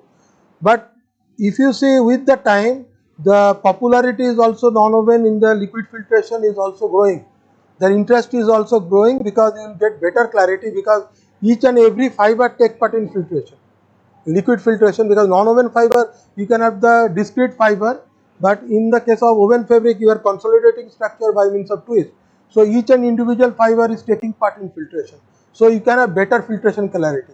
But on the other hand, the negative aspect is that life could be relatively less, because depth filtration will occur. Okay, the particle will penetrate at certain depth, so that will reduce the life of the material. So now the target should be that how to improve the life of the fabric. At the same point of time, we will get better filtration clarity by using the non-woven. So that sort of target should be there. Although the market are using, but as I am saying, there is no systematic approach as such for the development of woven fabric or non-woven fabric. Because non-woven fabric is this side is using, again that you can see the glass fabric is also being used long time in the case of air filtration application also. But over the glass fabric we are using the PTFE membrane so that fine particulate matter can be arrested. And PTFE fiber, because filament is having higher temperature, it can sustain higher temperature. Glass fabric is also can sustain high temperature. So for high temperature application, that material considered to be a good in terms of in terms of performance close to the PTFE, because PTFE membrane filter is performing best. So this sort of approach should be there at the industrial level also, and academic side, if one want to involve in a research, obviously their approach should be a systematic one, because then also only you will get some output of the result. Because industrial based research means it is always based on certain trial only. Okay, few trials, and from the few trials whatever they get, they used to say that this material performance is good. But there is no systematic approach as such in the industry. So that is why the academic or the researcher should take initiative for a systematic research, okay, to get into the yes.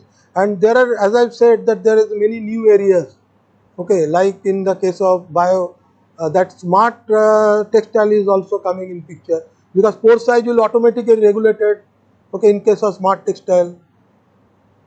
Okay, so whenever the filtration takes place, so that way nanotechnology is also there in the development of filter media.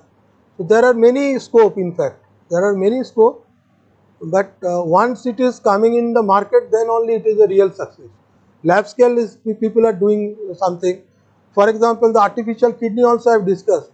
In US also there is a work on artificial kidney. Okay, they are using 3D bioprinting and your you can say the tissue culture for the development of artificial kidney. But that has not yet succeeded till now, because the nephron is too complex structure. So the research will move, but the thing is that once it is getting marketed, once it is refined, then only you can say that this is a successful research. So academic research and research at various institutes, that must be penetrated in the industrial level also. Then that is the real success for the research.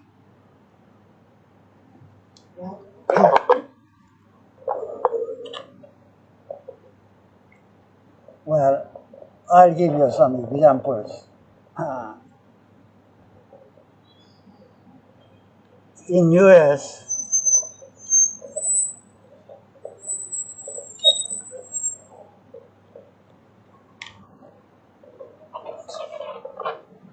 we normally call it consortium. Consortium, there are two big filtration. I can talk loud.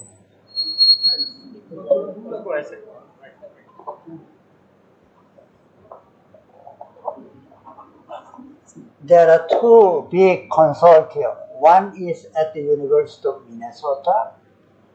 The other one is the University of Akron. University of Akron, they are doing the liquid, and University of Minnesota, they are doing air. So the research direction comes from the consortium members. The consortium members are generally the big company in US. So it doesn't have to be big company, but somehow about 5 to 10 companies associated with the consortium, and each company give the research topic. Here, this is what we need to know. So the other company suggests a certain direction. So they normally vote which project gonna be priority number 1 and number 2. So it's really good relationship between industry and academic that way. So one thing that I don't like is pattern issue. once it come up with a pattern, it's really complicated issue. Even though the consortium member, I don't think they can have all the right today. But anyway, it's good relationship. So research topic always comes from industry, not academia. I believe he need to organize consortium something. That's a really good way to associate with the industry along with academia. There is some difference between, presently there is some difference between academia and industry, especially in India. But over the time, it will be reduced, and more coordination and more exchange of the knowledge, either from industry or from this academia. No, actually one of the basic issue from the industry side is that they want to get the things very quickly, okay, and if they think that okay this may not succeed, because any research one cannot guarantee it from the very beginning that you will get 100% success. But if the industry always think in that perspective, if they get 100% success, then only they will go for that that particular type of research. Another point in the industrial Indian perspective is that it is they always go for certain visits abroad, and they used to see what type of material can give the relatively better performance. So they try to ask the manufacturer to replicate exactly the same. That is the wrong approach to do any kind of systematic research. So that there is some problem in the Indian mindset, I can say. Yes. The mindset has to be changed in India. Wherever the research is going, the mindset of the person should be changed. So in developed country, both this industry and academia, both are on the same platform. All industries and academia, both they are doing the work regarding the development of the industries in that country. But in India, our platform is different and industry platform. So anyway, I hope in India over the time, this difference that will be reduced day by day. And we want to add one point. We had been in a India-Australia bilateral project. So we visited Australia, and if you see the lab, all the lab infrastructure are being sponsored by industry. All the lab infrastructure, and that lab infrastructure is great. We may not find that sort of lab infrastructure in India.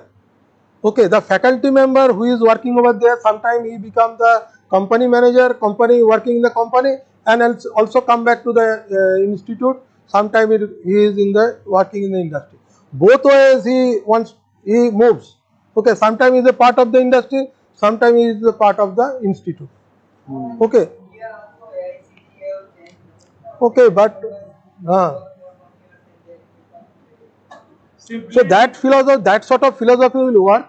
Actually, what it is required is that industry sponsored lab. That could be a good idea to have industry sponsored lab, and the faculty member can get the practical experience also. While the student is working, they can get also very good exposure by doing so. Real life situation. So that is a very good, you can say, ecosystem. Normally, you will find all the international publications, all are the sponsored by the industry.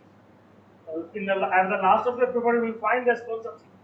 So almost all the paper, all the research that is sponsored by industry. मेरा question है EDFE, EBDFE और other membranes में how much the difference in their cost? Cost ही तो बोल रहे हैं, but how much the cost? What is the difference in cost as compared to EPT? Good question. Comparing with which manufacturing unit? Is that the Melbourne or? No, other membranes. He is asking about as compared to other membrane, what is the cost difference? PVDF, the solution testing. Normal ETF versus ETF versus PDF versus any another membrane. Yeah, okay, I understand. Let's say compare with the PVDF solvent testing process and then EPTFA. certainly, probably cost-wise, about 3 times higher on the EPTFE compared with the solvent test. That's rough estimation. We have to buy 1 square meter of that membrane, square meter. What would be the probable cost in dollars?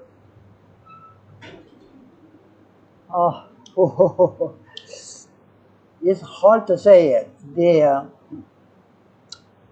As far as product is concerned, I believe the cost probably about the same, because the EPTFE, the material itself, the weight-wise, really minimal. Cost is more likely a screen material is heavier than EPTFE.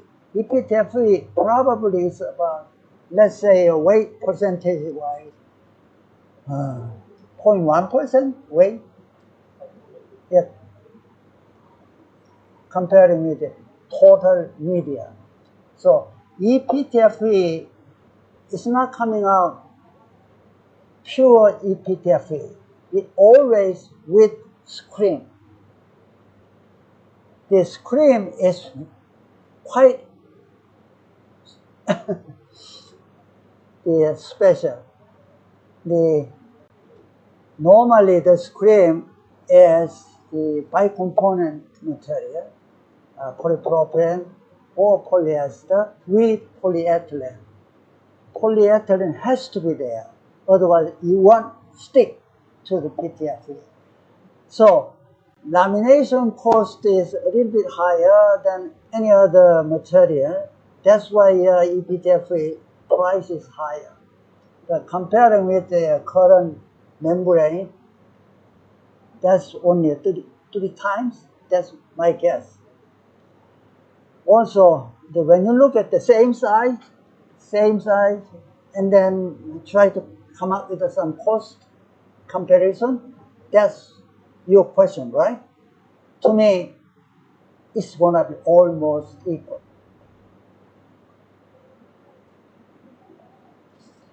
That's guess. Because EPTFE is really small amount of that.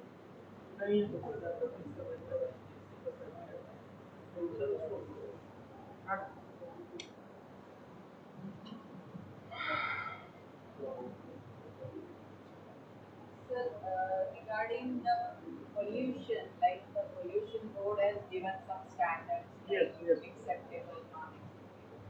Like that, do we have some standards for the filter media, like what should be used for a particular type of filtration or product? For BIS standard, they have something on filter media or BIS. Yes. Standard BI is general process for. BI standard is. There are some protocols also given by this pollution agency, pollution control board of each state, and also central pollution control board (CPC) regarding this regarding air pollution and also for the water pollution. But for media, filter media that is being manufactured by textile industry, like some criteria is there that for a particular application, what should be the standard of the material, what properties should be this much. Because it is not going in a right direction in some cases. Okay. Although I don't know in this platform whether I can really. Under process. Okay. Process protocol.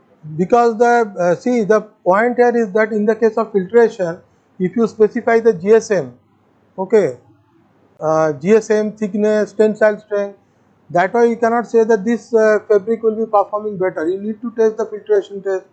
So that is required. Based on that only you can say that whether fabric will perform good or bad. Because sometimes in other standard norms you will not find the structure of the material is getting specified. Okay, it is never in ASTM. Okay, in some of the standards they specify, but they never say about that what should be its DSM level or thickness or other material parameter. They never talk about that. But coming to the pollution level, sometimes industry go for stricter norms, sometimes the norms are not so much strict. Okay, that is there. Because suppose if I talk about the air pollution, I used to visit the Jalandhar quite often. If you see, they are running the cement industry, their norm is stricter than the government of India norms, because their residential area is in the same campus. So what they maintain, their norms is stricter than the government of India norms. And Indian norms in number of cases it is lightly on a lenient side if you compare with the other countries, developed countries. It is on a lenient side.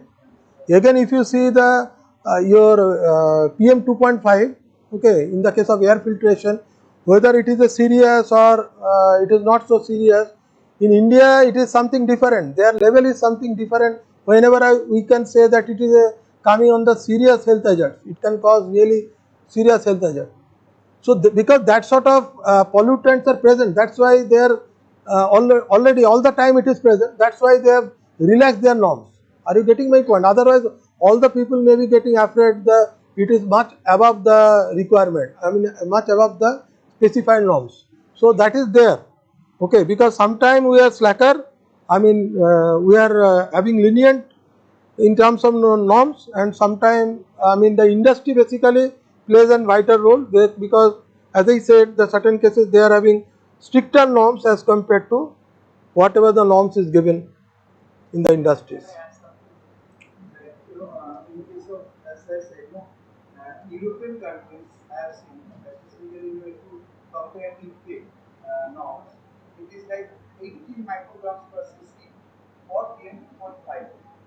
Whereas in India, it is 60 micrograms per, it's like 3 times. But the issue is that in India, we cannot control that kind of stringent air quality. So that India has increased it as per our own demand. 60 Yes. micrograms per cc. But in UK, it is 80. But generally, the AQI is like 2, 3, 5, something like that. So it depends on the country to country how we are managing it. As per the ISO, it should be 18 micrograms per cc. But in India, we have developed our own norms as 16. As per the WHO guidelines, the discharge protocols of either air pollution or water pollution, almost all are the same all over the country. Question is कि industry, how industry is efficient to control the pollution, either water or air. That is a question. And in India, there is less control over this discharge. This pollution caused by the industry. Already protocols in terms of the air pollution and water pollution, all are given. All are matching with all the other countries. Air and water, whenever going for stricter pollution control norm, it will becoming costly affair. That is the main aspect. So that okay, is the cost of the production. Because see, if you see the air pollution also, if you are having electrostatic precipitator followed by back filter, then that can give you quite low, I mean the level of emission. But if you are having the electrostatic precipitator, that will add to the cost. But many developed countries, they are going for this dual mode of, okay, one is that electrostatic precipitator followed by that back filter for industrial pollution control I am talking about. But that become a very costly affair. Okay. In Delhi, the largely air pollution drastically changed by this, reduced by this CNG gas. CNG gas based all the vectors. But still Delhi, the pollution level is very high as compared. But Well, I don't know if it's good to say or not, but this is my feeling. The key issue is India infrastructure. Infrastructure is not there. Yesterday, we went to the pantry. When I come back, I have to take shower because once I touch my face, this is not in US. Not at all, something like that. So, wow, India, they need to have better infrastructure. And so, Actually, it can be because of weather also. Like we have a different climate.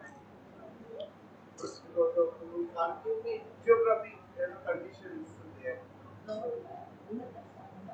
That's what factor would be up. it's a government issue, not academic issue. See, again in the construction of building also, any sort of building, that also can give rise to lot of pollution, because that there is no such as such mechanism to suppress that. But if you go to abroad, you will not find that sort of pollutants because of the making of construction, because there are several ways to arrest that. Okay, because net-like structure and several ways to arrest that. But here you will see that open construction is there, and you can find lot of dust in the air. And the other thing is the soil are exposed in India much more than developed countries. What? Soil, our soil is much more exposed. Like you can see the mud, dust, but in No, if you are having better greeneries, plantation and all these things, that can arrest a lot. Because one of the solution is obviously one should go for more plantation. That is one of the option, best option. Okay, plant can do lot of things. Again, it can remove the gases also from the air. It is not that, it also acts like a separator also.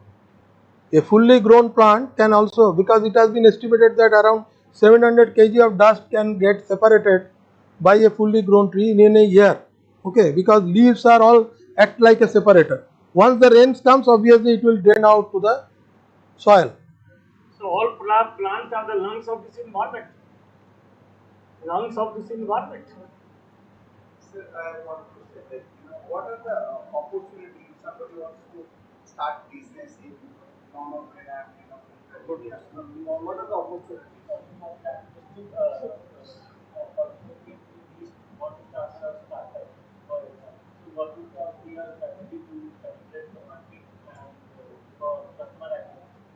As compared to US, India, as to compare the infrastructure, what would be your strategy for market acquisition? So you are from industry. So you just to tell the answers. What is the future of this, especially any entrepreneurship of this filter media, either water or air filter media in India. आप आके यहाँ बोल जाओ, थोड़ा सा लोगों को inspiration मिलेगा for specially for the new entrepreneurs or any student they are thinking especially for the startup.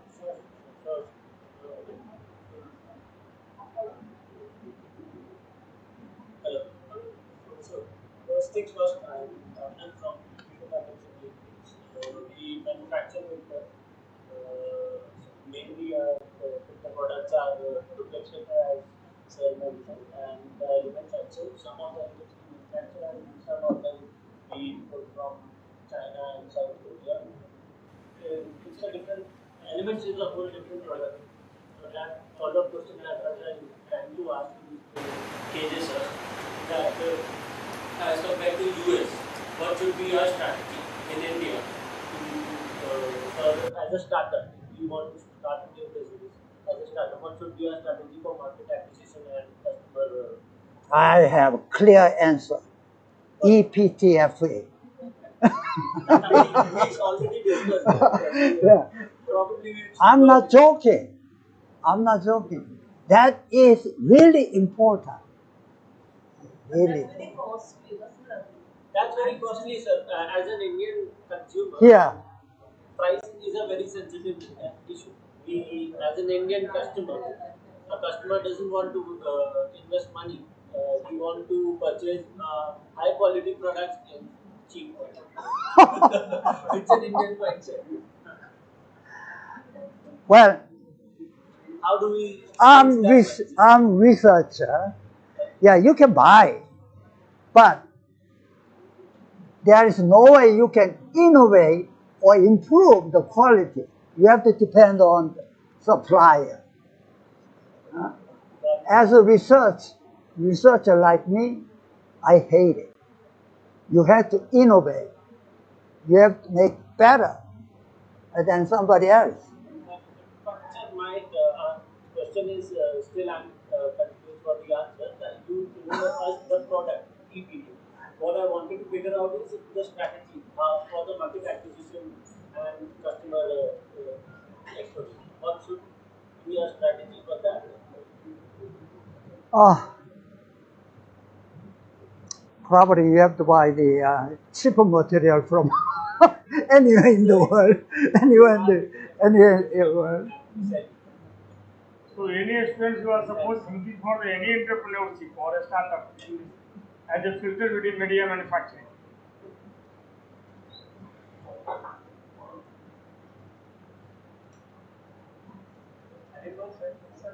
What is the question? Sorry.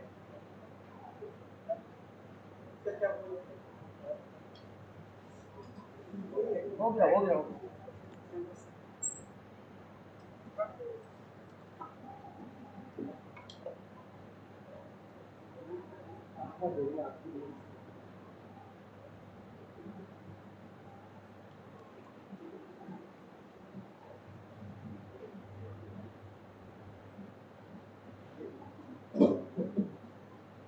So have you any question?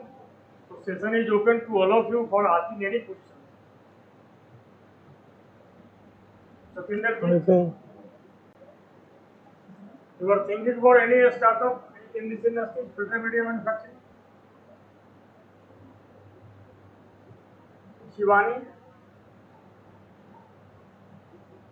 You are also having the background of chemical engineering, so you are the appropriate person for filter media manufacturing.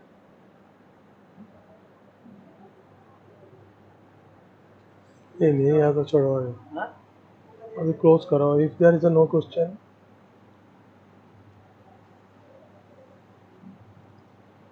It's really tough. But not right now. I have plans, some startup in the field of Yes. medical products, healthcare products. I was discussing before this also. First, we need to develop certain things so that we can come up with very good product at a reasonable price. So that's like some tricky things. And once you develop something, then it might lead to the higher cost. If you try to manage cost, then there are some other parameters that comes in, especially for the business. So these are the parts that we need to fine tune to get the product which is needed by the market at a reasonable cost at Indian price. So in the medical field, I have seen like in personal healthcare products, like respiratory products, respiratory masks, and then some other products also. I was thinking something else like in water filtration also. If you can bring down the cost. Right now, how much we are spending in RO? It's like 5,000, 6,000 per year. So if you can increase the efficiency of the filter, and sometimes what happens is we buy package like 1 year you pay for this. But if you can find out some way that filter life can be extended, even if it is for 2 months, then we don't need to spend that much of money. Like, am I making sense? Yeah. So I'm just thinking in that way, how we can increase the lifespan of the filter, and it should be given to the user. Like user will decide when to change my filter. Then we can reduce the cost of operation of this filter which we are using at home. I get some ideas from the things that you have attended, the lectures that you have attended regarding this. Did you get some Yes, ideas? even I have seen that. So why should we spend? Like these people, like the companies, I'm not taking the names, but they are coming and they're changing the filter, even though we feel that that is not exhausted fully. So if like there is any kind of option that we can understand how much life it has been exhausted. If there is 20% of life exhausted, or like 80%, then 20% still remain there. Then you can use it for another 2 months, and then you can delay the process of getting that yearly maintenance. Right. So See, one my submission that you can have some smart technology, like if you whenever there will be end of life, because mostly we go for 6 months, after 6 months you change the cartridge, For example, in Jalandhar, water is clean. We are going for, after 1 year, we change the cartridge. Okay, so there should be some indicator that can change the light or something. Smart technology. That's already there in the systems. But in our system it is not there. Probably in RO it is there. Color change. Okay, color change is there. Okay. So I would like to just to add one information. On an average Indian family, they spend to 3 to 4,000 rupees per year for changing this filter cartridges in their home used as a water purifier. So just to imagine the market of the India of this filter, water filter. My opinion for filtration, as compared to liquid Indians are not that aware of filtration. They choose air filter as a luxury product as compared to liquid filter. Plus, you need to be aware when you're talking about liquid filtration. You need to be aware about the hardness of water that you are working. Nobody checks that, and except you are using RO when you don't need a RO. Yeah, you need That kind of awareness is also. No, awareness is again the mindset. Mindset means if you are having the water contaminated, one can really see that water is contaminated. I don't want to drink that. But air is not particularly visible in most of the cases. But it is continuously damaging us. So that is a kind of slow poisoning. It is continuously damaging us without our notice. That can only be done by the government when the past. Not any industries role. Industry role would be to sell products to Yes, yes. You are in which industry? What is the type of manufacturing? We mainly deal in Filtration product. Okay, duplex. Okay, okay, okay, okay.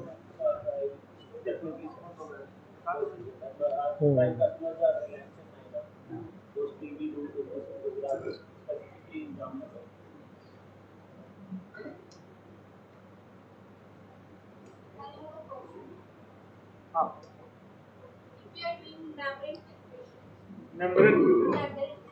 the membrane we are using, if we are thinking about the future aspect as well as the Indian cost issue, so what type of membrane should be designed for a research purpose?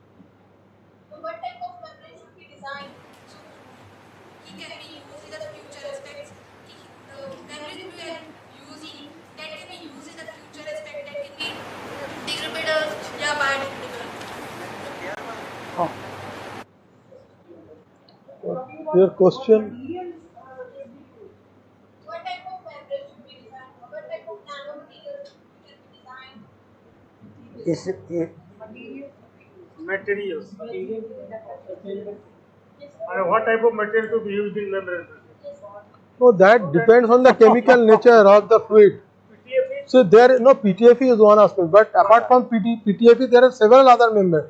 Like in one of the slide I have shown you, asymmetric membrane.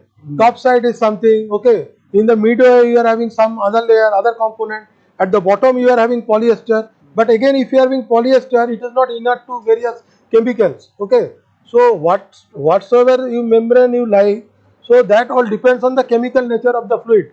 Temperature, chemical nature, that is also thermal property of the fabric, okay, chemical property, sorry, thermal property of the fabric, chemical properties of the fabric, that matters a lot.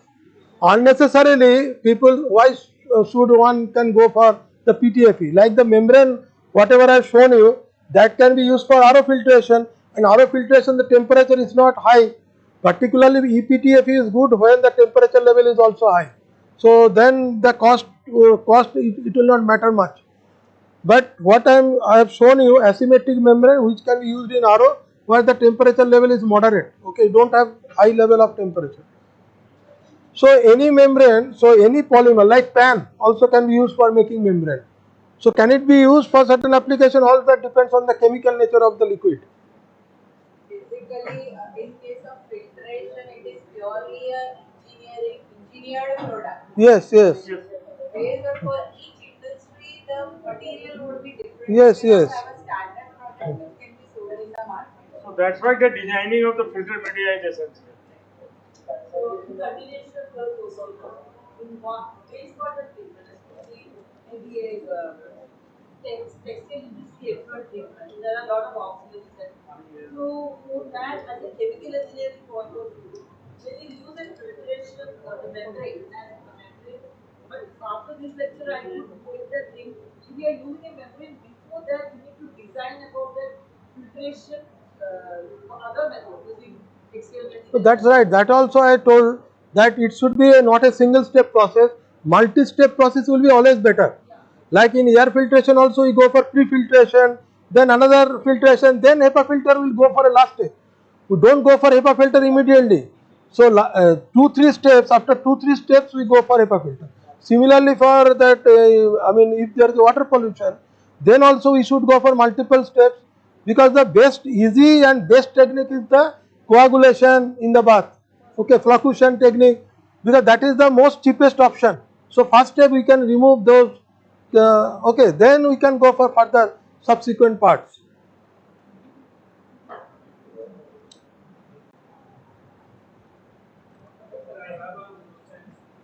Consumer perspective, what are the parameters we should look before buying any water purifier or filter for outcome? What? Can you What please is repeat? question? I don't know. Sir, as consumer perspective, what are the parameters we should look before buying any filter for using in the home for water filter? Parameter as a consumer perspective, as a consumer parameter parameter to the filter. So there are multiple type of filters available in the market. We are seeing the arrow filter, their advertisement like that. But we as a customer or the consumer, we didn't know understanding the which is better like that. So if it is for the water, you will have to check the quality of the water from some lab. From some lab, you will have to check the water quality. That is the best. Even if we know the quality of water, then how do we know that which filter is going to be best performing in this? No, that is difficult. I mean, without testing, it is not easy to say that which filter will perform best. See, the point here is that, for example, if you talk about the water filtration, someone also come up, initially it was the cartridge, GIAN cartridge. Okay. Now then the next innovation was the industry also want that why not use the spunless fabric, okay, wound package in that particular situation. Okay, they are also pushing their product in the market. Spunless product, okay, it is because that will be much cheaper, because spunless operation it will give you much lower cost, okay, and it can simply rotate it or I mean it can be put on the drum surface. Okay, so cost wise it will be much lower as compared to the yarn cartridge, because yarn you have to make the cartridge. Now again you have to see as compared to this spun bonded, I mean what is the what sort of pollutant you can remove. Okay, so after testing only one can get the idea. Without testing you don't know how many rounds you require. Okay, what should be the consolidation, what should be the GSM of spunless fabric. Okay, each and everything needs some research. Then only you can say, okay, this fabric can supplement this one, or in place of this you can use spunless fabric. Huh? Sir, as a normal consumer, how we go for the test before buying? No, that problem is there. See, that problem is there as a consumer. It is difficult. See, there you will not get, in this case you will get nominal rating. Absolute rating not possible, because yarn cartridge and also if you use the spunless fabric you will get the nominal rating. That also I have discussed in the class. What do you mean by nominal rating? Absolute rating.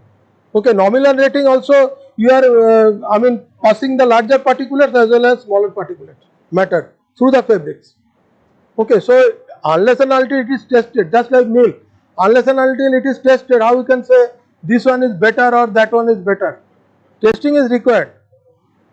Testing is required, but by knowing some parameters. So on the basis, that's what I am saying, on the basis of saying that it is made out of cartridge and by yarn, it will be better than spunless. So this way you cannot connect.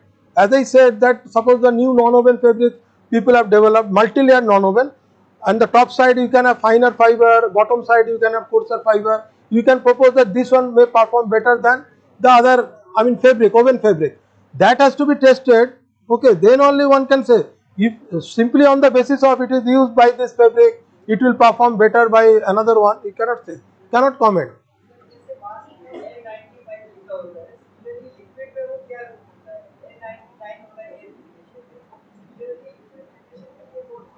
No, ऐसा कुछ नहीं है, because that is used for some other perspective, so that people, no, that sort of things is not there in the case of liquid filtration, because that is used because of some other idea that why N95 is required. Okay, because the human needs some protection. Okay, that is why N95. People also go for N99 also if you then need more protection. For absolute filter to, I mean, acquire that particular rating. That sort of rating is possible, but so far my understanding is concerned, whatever the filter cartridges are there in the market, I don't think that they provide some rating. Whether that I don't know whether they actually provide some rating, that I am having some doubt. It means there's a huge gap for servicing any rating system like that. Because as a normal consumer, they didn't know anything about the need in the filters. Yes, normally they go and buy from the shop. The shops owners or the representative display. so one can work in the rating, so that may be possible. One of the target area one can think about that. Suppose if you say that 2 micron rating means above 2 micron particle you are separating absolute rating, that is possible. So one can suffix that. Okay, according to that they can mention that our cartridge is in that, comes in that rating. Okay, rating means that is a good practice, because above that size it will arrest, below that size it will allow. So how much size you are allowing, so that matters. Okay, if you allow only 2 micron particle, that is better than 5 micron particle. So normal consumer means what? For the drinking water, for potable water. Just like I buy. So there are so many standards and there are so many filter media, especially for the drinking water, for the RO, for the Every product certification. That's okay, because nobody can understand to see the certification also. Because inside, if we buy any cloth like that, we normally understand cotton cloth for the summer purpose. This is heavy weight like that. Normal people understand. But in the case of the filter, any water filter like that for using the home, the normal people think, oh, they just normally see the advertisement or whatever the representative explain. Based on that, they buy. But they need to know is suitable for that area, that water like that, the TDS and any other things I don't know. So how the normal people will understand? So whatever I mentioned, that practice can be adopted. That could be little better than whatever is, because suppose is one is supplier, the RO supplier or whatever, they have their own cartridge system and they have their own setup. Okay, they always replace it by the another. We never go to market to purchase a separate cartridge to incorporate into the same system. Previously also in the RO system, there is no TDS system with that. So, but because TDS is also reserved for the water, lower TDS also not good for us. So that's why the most of the manufacturers, they also use the TDS data like that. They incorporate data. That is another thing. What is key point of I have hard time. Key point of So cartridge micron rating could be one of the better strategy. We can go for micron rating for the cartridge. That could be one of the better strategy. So water test results and the requirement both will decide the selection of cartridge. So any more questions? Any more questions? खत्म करें sir? हाँ? Yeah.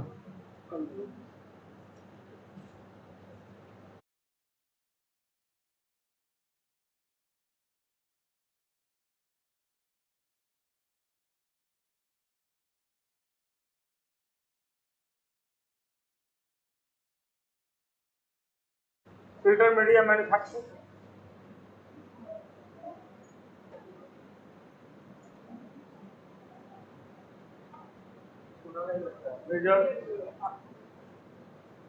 Arjun Sikka, you are the mechanical engineer. Have any question for this filter equipment, filter mechanism of filtration or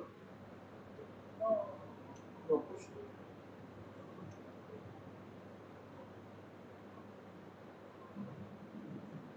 Because throughout the course we have discussed about the several filtration system, okay, in detail, and also the media, about the media also, filtered media, and several filtration systems have their own uniqueness, okay. For example, in the case of centrifugal force, centrifuge, okay, that is more used in your pharma industry, food processing, because it is in a closed environment, okay. We cannot have the drum filter like situation to remove the cake and all this. These are some of the additional things one need to see or study, okay. So each filtration system is having their own uniqueness, okay. That's why this exists. All the system exists because of their own uniqueness, okay. Sometimes the filtration that will occupy lot of space, that's why the tower type tire press is also there, okay. So sometimes belt press, dual press filter, you can see the huge size, okay. So space is also sometimes is the limitation. So different filtration system is at their own uniqueness. That's why in the liquid, particularly in the liquid filtration application, you will find lot of variation exists. That variation doesn't exist in air filtration area. Air filtration area is very narrow that way. But liquid filtration area you can find a vast number of systems there, or system is available. Okay, media is also very much different. Vast number of medias are also there. Okay, lot of differences is there based on the kind of application, because kind of application is also wildly different. If we talk about the air is only one system we talk about. Whenever we talk about the air is only one single system. But whenever we talk about the liquid is having lot of different system, oil, water, and every time milk, okay, colloids, okay. So there are a lot of things are involved in a liquid. So system is very diversified, okay, wide, okay. So that we need to understand. It is that is why air filtration is much simpler, okay, and the liquid filtration is much complex. So depending on the particular end use, one need to study first that which will work best.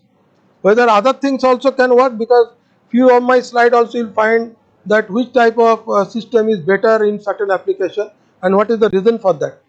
Because I have not been able to go through each and every slide that way, because that matter will be with you, so you can go through just to see that which system, because once you are in the business, suppose you are talking about business, one need to study, one need to go for a groundwork, which type of setup will be the best, okay. Before that we must know the type of fluid, okay, particulate, that is the normal thing, okay, thermal properties, okay, everything you need to study. You will find the answer of all the questions, especially in the PPT of Dr. Mukhopadhyay, regarding I'm going to designing say of one. filter media, selection of filter media, and all the information about the filter cut.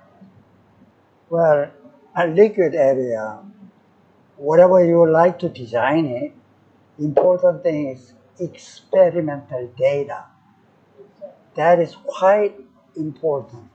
Without having experimental data, you cannot design it, which means you cannot improve the product. So if you like to improve, or if you like to improve your filtration system itself, somehow you have to think of how to do the test. So the more the data, filtration data, the better. Everywhere filtration, especially liquid filtration. So testing, small scale testing. So probably, I don't know whether it's only researcher like me, but I think it's really important concept.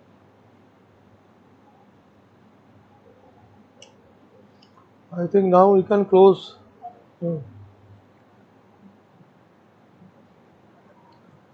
Okay, so I think now we can close if there is no question. So cartridge and filter, liquid filter, that is more costly and complex than this air filter. Yes, it is. And quality of especially all the beverages products, oil products, and especially the automobile, they play a significant role for the quality, for the purpose. Okay, then what is next now? Examination. So any Okay. question from our नहीं नहीं हो गया, बोल दिया.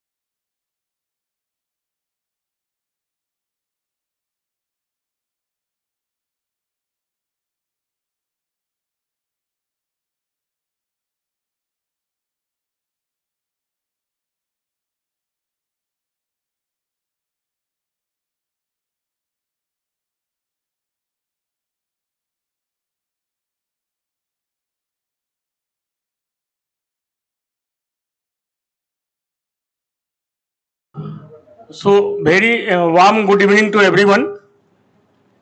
So, now I would like to call international expert Professor Chui on the dais, Professor A. Mukhopadhyay, host faculty of this course on the dais, and our HOD Dr. Monica Sikka, Professor Monica Sikka on the dais. So, ultimately, we just to reach at the end of this course, GIAN course, 5-day course, and this valedictory course. So on this occasion, on this valedictory occasion, first I would like to call Dr. A. Mukhopadhyay, course coordinator, host faculty of this course, to say few words on this course for this course. So please welcome Dr. A. Mukhopadhyay.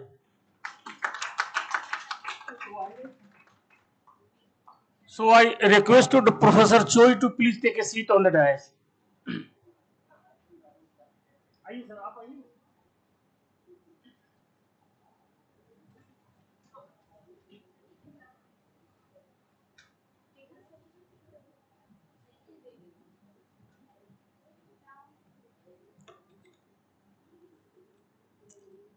Okay, good evening to all of you. I believe that this may be an enjoyable experience all these 5 days, and we have been able to involve as much as possible through this time duration. And still, maybe something may be left or something may not have been covered, because you do have our email address, so you can communicate with us. If you face any, if you want to involve in certain research or project or any kind of help, industrial based project or any kind of help, we are always here for your supporting your research or whatever way you want to promote the liquid filtration activity in your own place. So thank you very much, and we have got a very nice participants, because most of the time they are becoming interactive. So I think that was very well learning experience when the candidates are also very interactive in nature, and we have enjoyed. So I think you have also enjoyed this course during this course.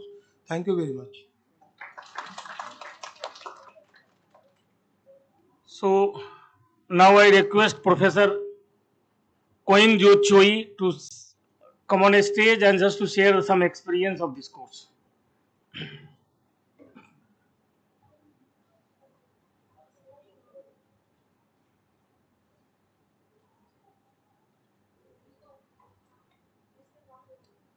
Well, I can tell you one thing.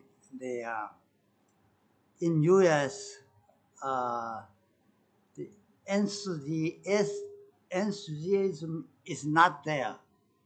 But when I look at this group, wow, everybody is listening or concentrate. So it's amazing. Huh? I actually enjoyed a lot. The other thing, the some sort of respectation to the faculty member. This is really great. It has to be that way. But in US, it's going down way. So anyway, I really enjoyed the course. Thank you.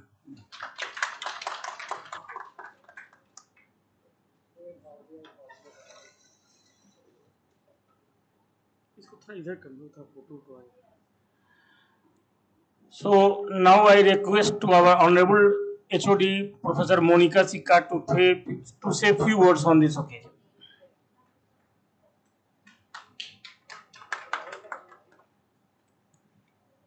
So good evening, everyone. At the outset, I would like to congratulate you all for the compliment that you just received from Professor KJ for your participation and enthusiasm and concentration that you showed during the lectures. So kudos to all of you. A hand for all the participants. Also, I feel that whatever you have learned during these 5 days here, you will be taking it along yourself and incorporate in your teaching and innovation and research, and would help you to go forward in this particular area. I would like to thank Professor KJ. You have been inspiration for all of us, and the kind of passion he has for the knowledge in the area actually makes him believe that uh, he is like behaving like a 20-year-old and giving his best that he can give. So we need to learn from the kind of enthusiasm he has for this particular teaching passion. I would also like to thank the organizers, Professor A.K. Chaudhary and Professor Mukhopadhyay, for conducting the program so smoothly.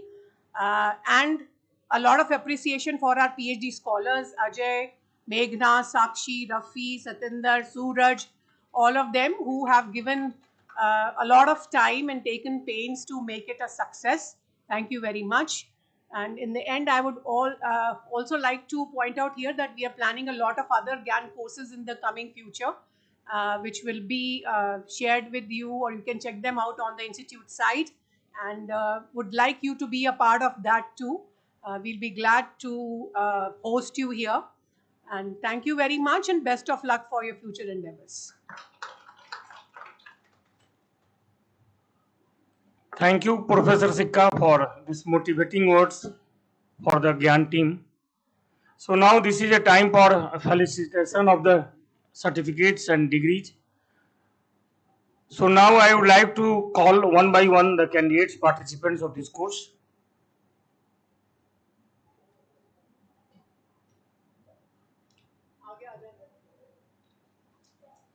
So I just hand over the mic to Meghna and Sakshi for calling the participants.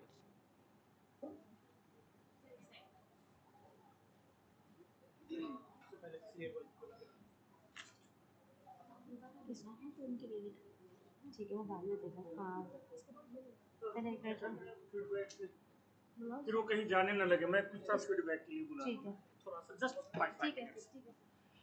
So as per the instruction of our honorable HOD, I would like to call some feedback by the participants about the course. So first I would like to call Madam Deepa Rashinghani, VGTI Mumbai, to say few words in very briefly.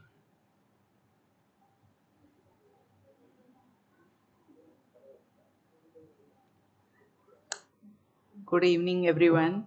This is my first visit to NIT Jalandhar, and it has been very, I would say, I would like to thank everybody for Sir Professor Mukhopadhyay for arranging this program.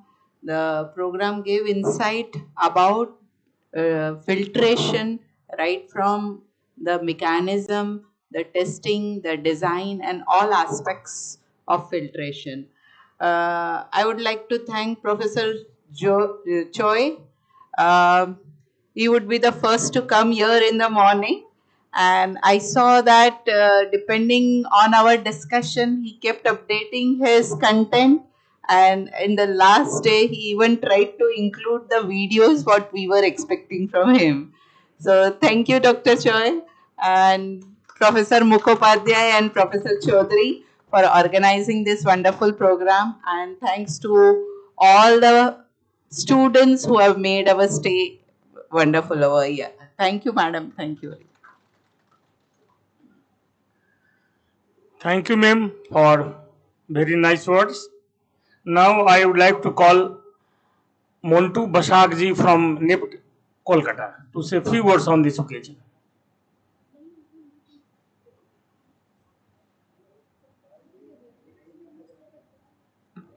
Good afternoon, everyone.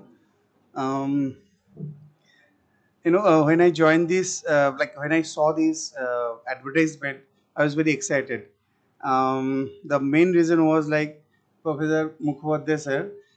I was very surprised, and like I was in awe when I see his name in the Filtech Advisory Committee. From that time onwards, like I got this opportunity to present my work in the Filtech 2024, but I could not go. But from that time onwards, I was like very curious and interested to come and meet him. So I got this opportunity, and I am very thankful to the organizing committee. When I came here, then I saw Chaudhary sir. We saw friend in him, and he was so friendly with us. He made our stay very much comfortable, and I would like to thank all the organizing students like and the committee members uh, for this wonderful program. I would say just one line. It filters all our doubts what we have regarding the liquid filtration. I had little bit of interest in air filtration, but it's a very amazing experience, and it covered lot of aspects. I did not expect that thing. It is lot of now I feel like lot of knowledge we have collected. Now how to use that in our life, in our professional life, that is going to be something interesting to see in future. Thank you so much. Thank you everyone. Thank you. Thank you, Montu Basagji, for your nice words. So now I would like to call Nitin Arora ji from Bherka Milk Plant to say a few words on this occasion.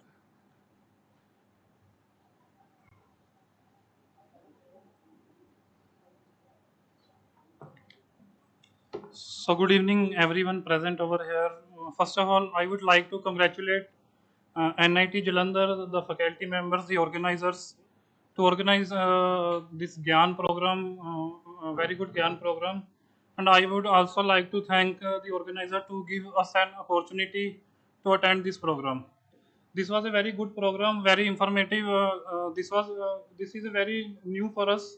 Filtration media, we are engaging in a dairy industry, and we doesn't deal with advanced technology of filtration.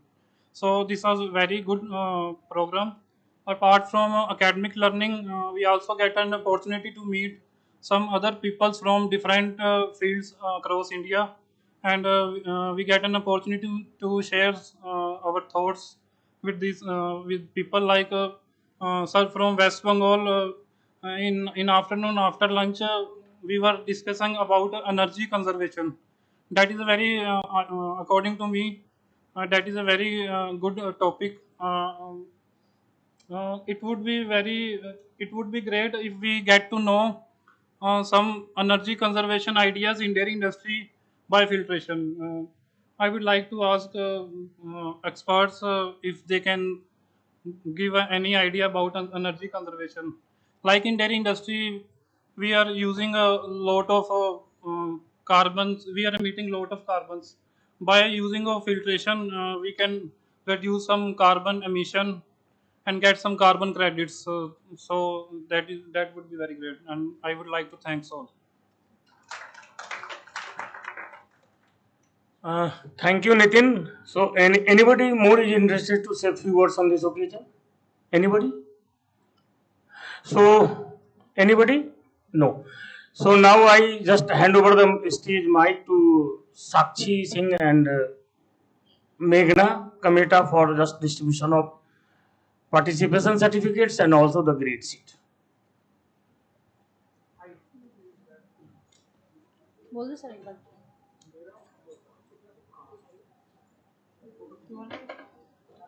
मेरे को नाम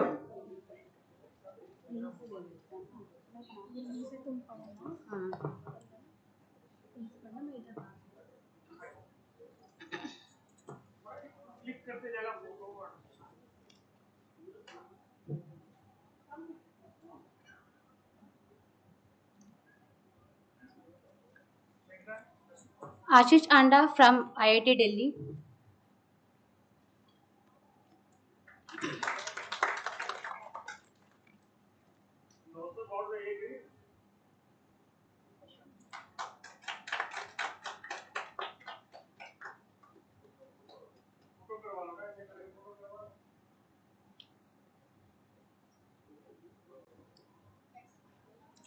Montu Basak from NIFT Kolkata.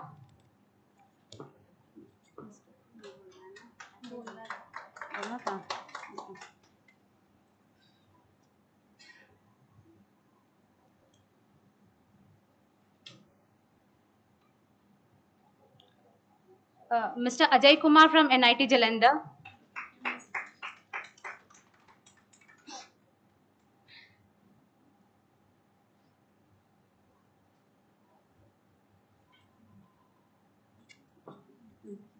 Dr. Vibhor Jain from BMT Private Limited. BMT Vibhor Jain. Surat Singh from NIT.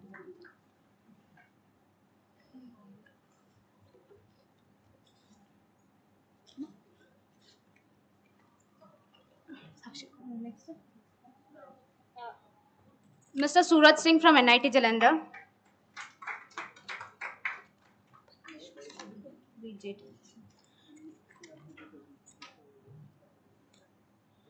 Dr. Sujata from VJTI.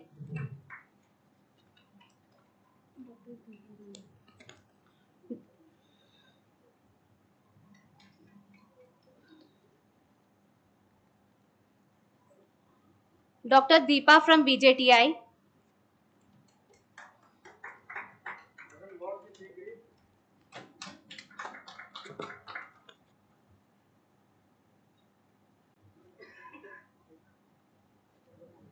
Mr. Arjun Sikka from NIT Jalandhar.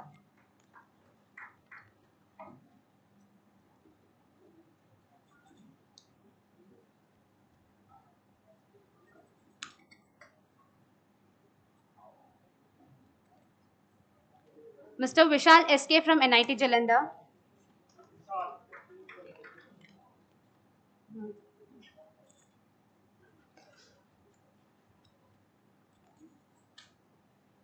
Mr. Hansraj from NIT Jalandhar.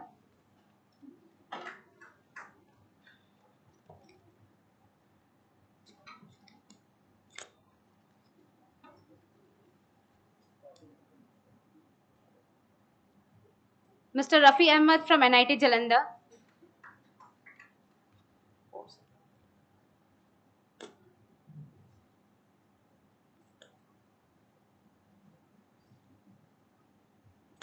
Mr. Abhinav Goswami from Coursal Private Limited.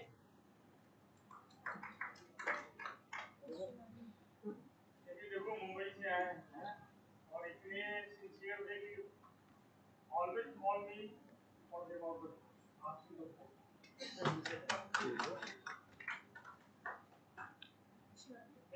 Ms. Shivani from NIT Jalandhar.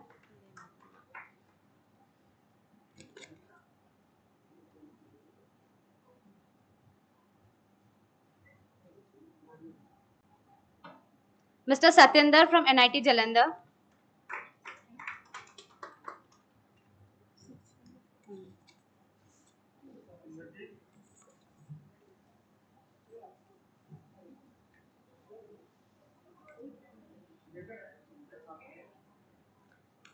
Mr. Sukh Chain from Puri Oil Mills Limited.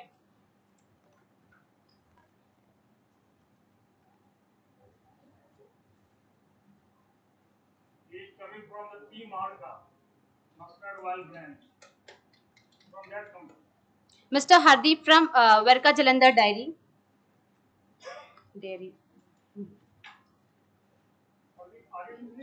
Ms. Insha Zamir.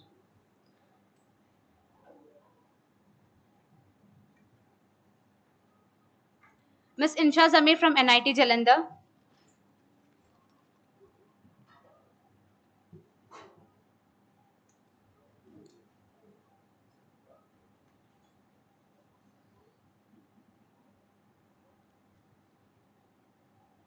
Mr. Nitin Arora from Verka Jalandhar Dairy.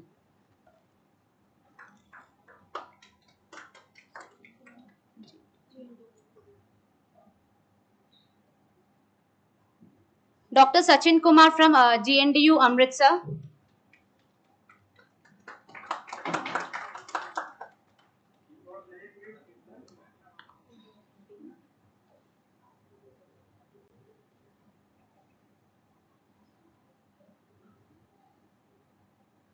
Ms. Indonia Preet from NIT Jalandhar.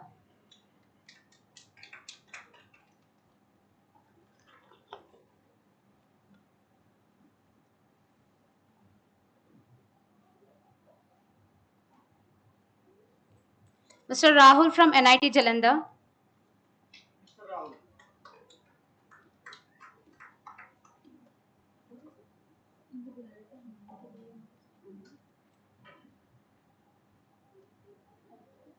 Mr. Sunny Singh from Punjab Pollution Control Board.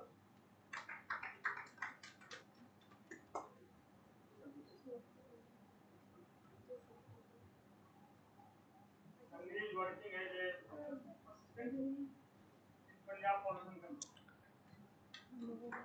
Mr. Surinder Kumar from Verka Jalandhar Dairy.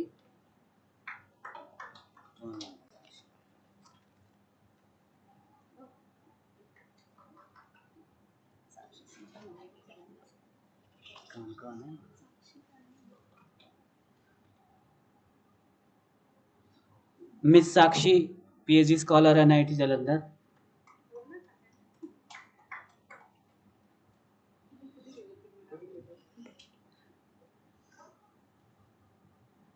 And last, Miss Meghna, PhD scholar, NIT Jalandhar.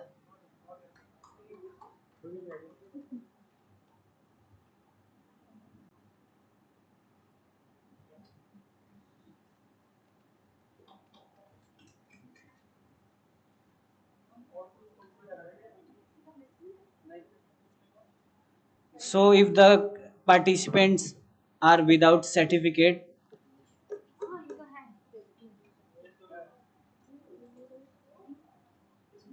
वो अभी दो भी आए हैं ना, 2 लड़कियां ये biotech की क्या है, मैं बुलाता हूँ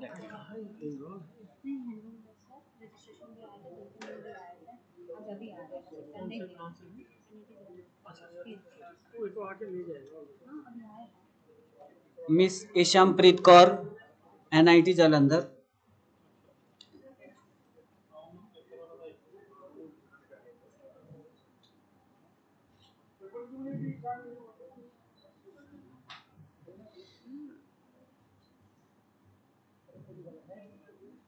Miss Nishu from NIT Jalandhar.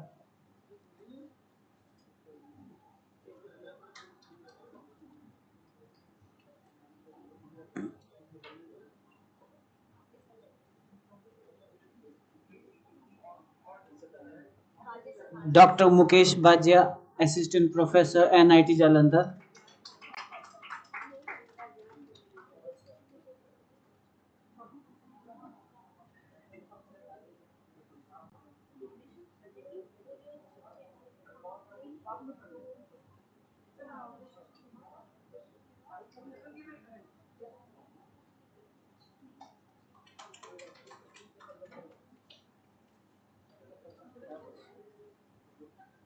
ऐसा कोई जो यहाँ नहीं आया हो जो ले जा सकता है, कोई ऐसा NIT जलंधर वाला तो है ना, आपका का तो ले दिया सर, लड़का सर का और यादव सर का, सबू सर और यादव सर का, सबू सर यादव सर का दोनों सर्टिफिकेट दे दिए participation.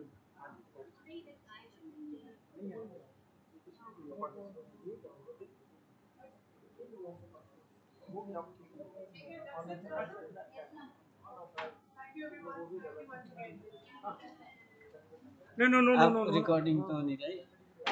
So just to come at the last part of this valedictory function.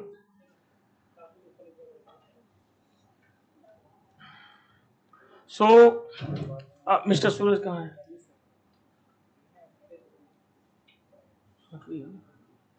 So I request to Dr. A. Mukhopadhyay to just present a token of love to our HOD Monica Sikka.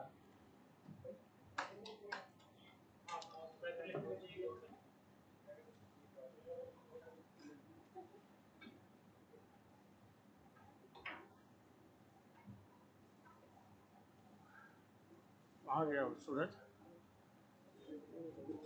इसको देना. अच्छा. And also the bouquet to HOD Monica Sikka, Dr. A. Mukhopadhyay. सूरज कहाँ है? वो ले आना. Now I request to our HOD Professor Monica Sikka to present a token of love to our international expert Professor Chui.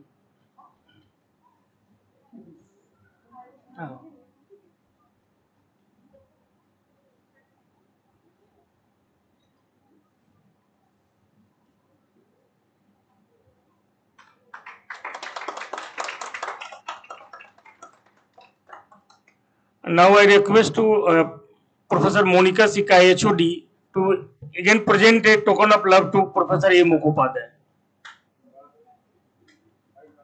Hmm?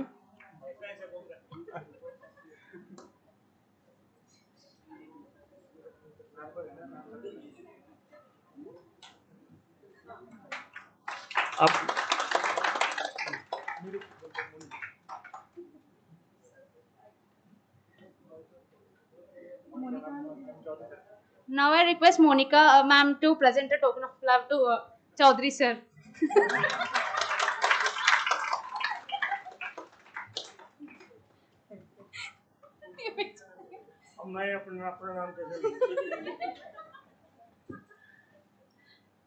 So thanks to all.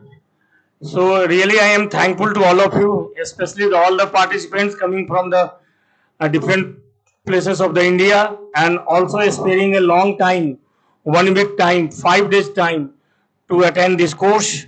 And I am also highly thankful to Professor Choi to sparing this not 1 week time, 10 days time for just attending this course or delivering a lecture as an expert.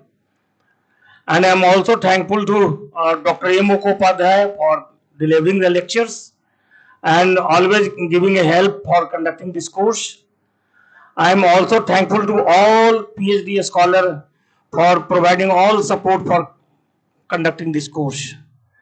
I am also thankful to Neha Kumari for giving all support during the preliminary work of this, especially the this brochure preparation, banner preparation. But right now she is on leave due to some health problems. So I am also thankful to GIAN official for granting this course to NIT Jalandhar, especially our department on this emerging subjects, liquid filtration. And lastly, I just to pray to God to for all of you for your happy journey and peacefully just to reach your home. So thanks to all for your participation, sparing time, sparing everything to make this program success. So Jai Hind, Jai Bharat. Thanks to all.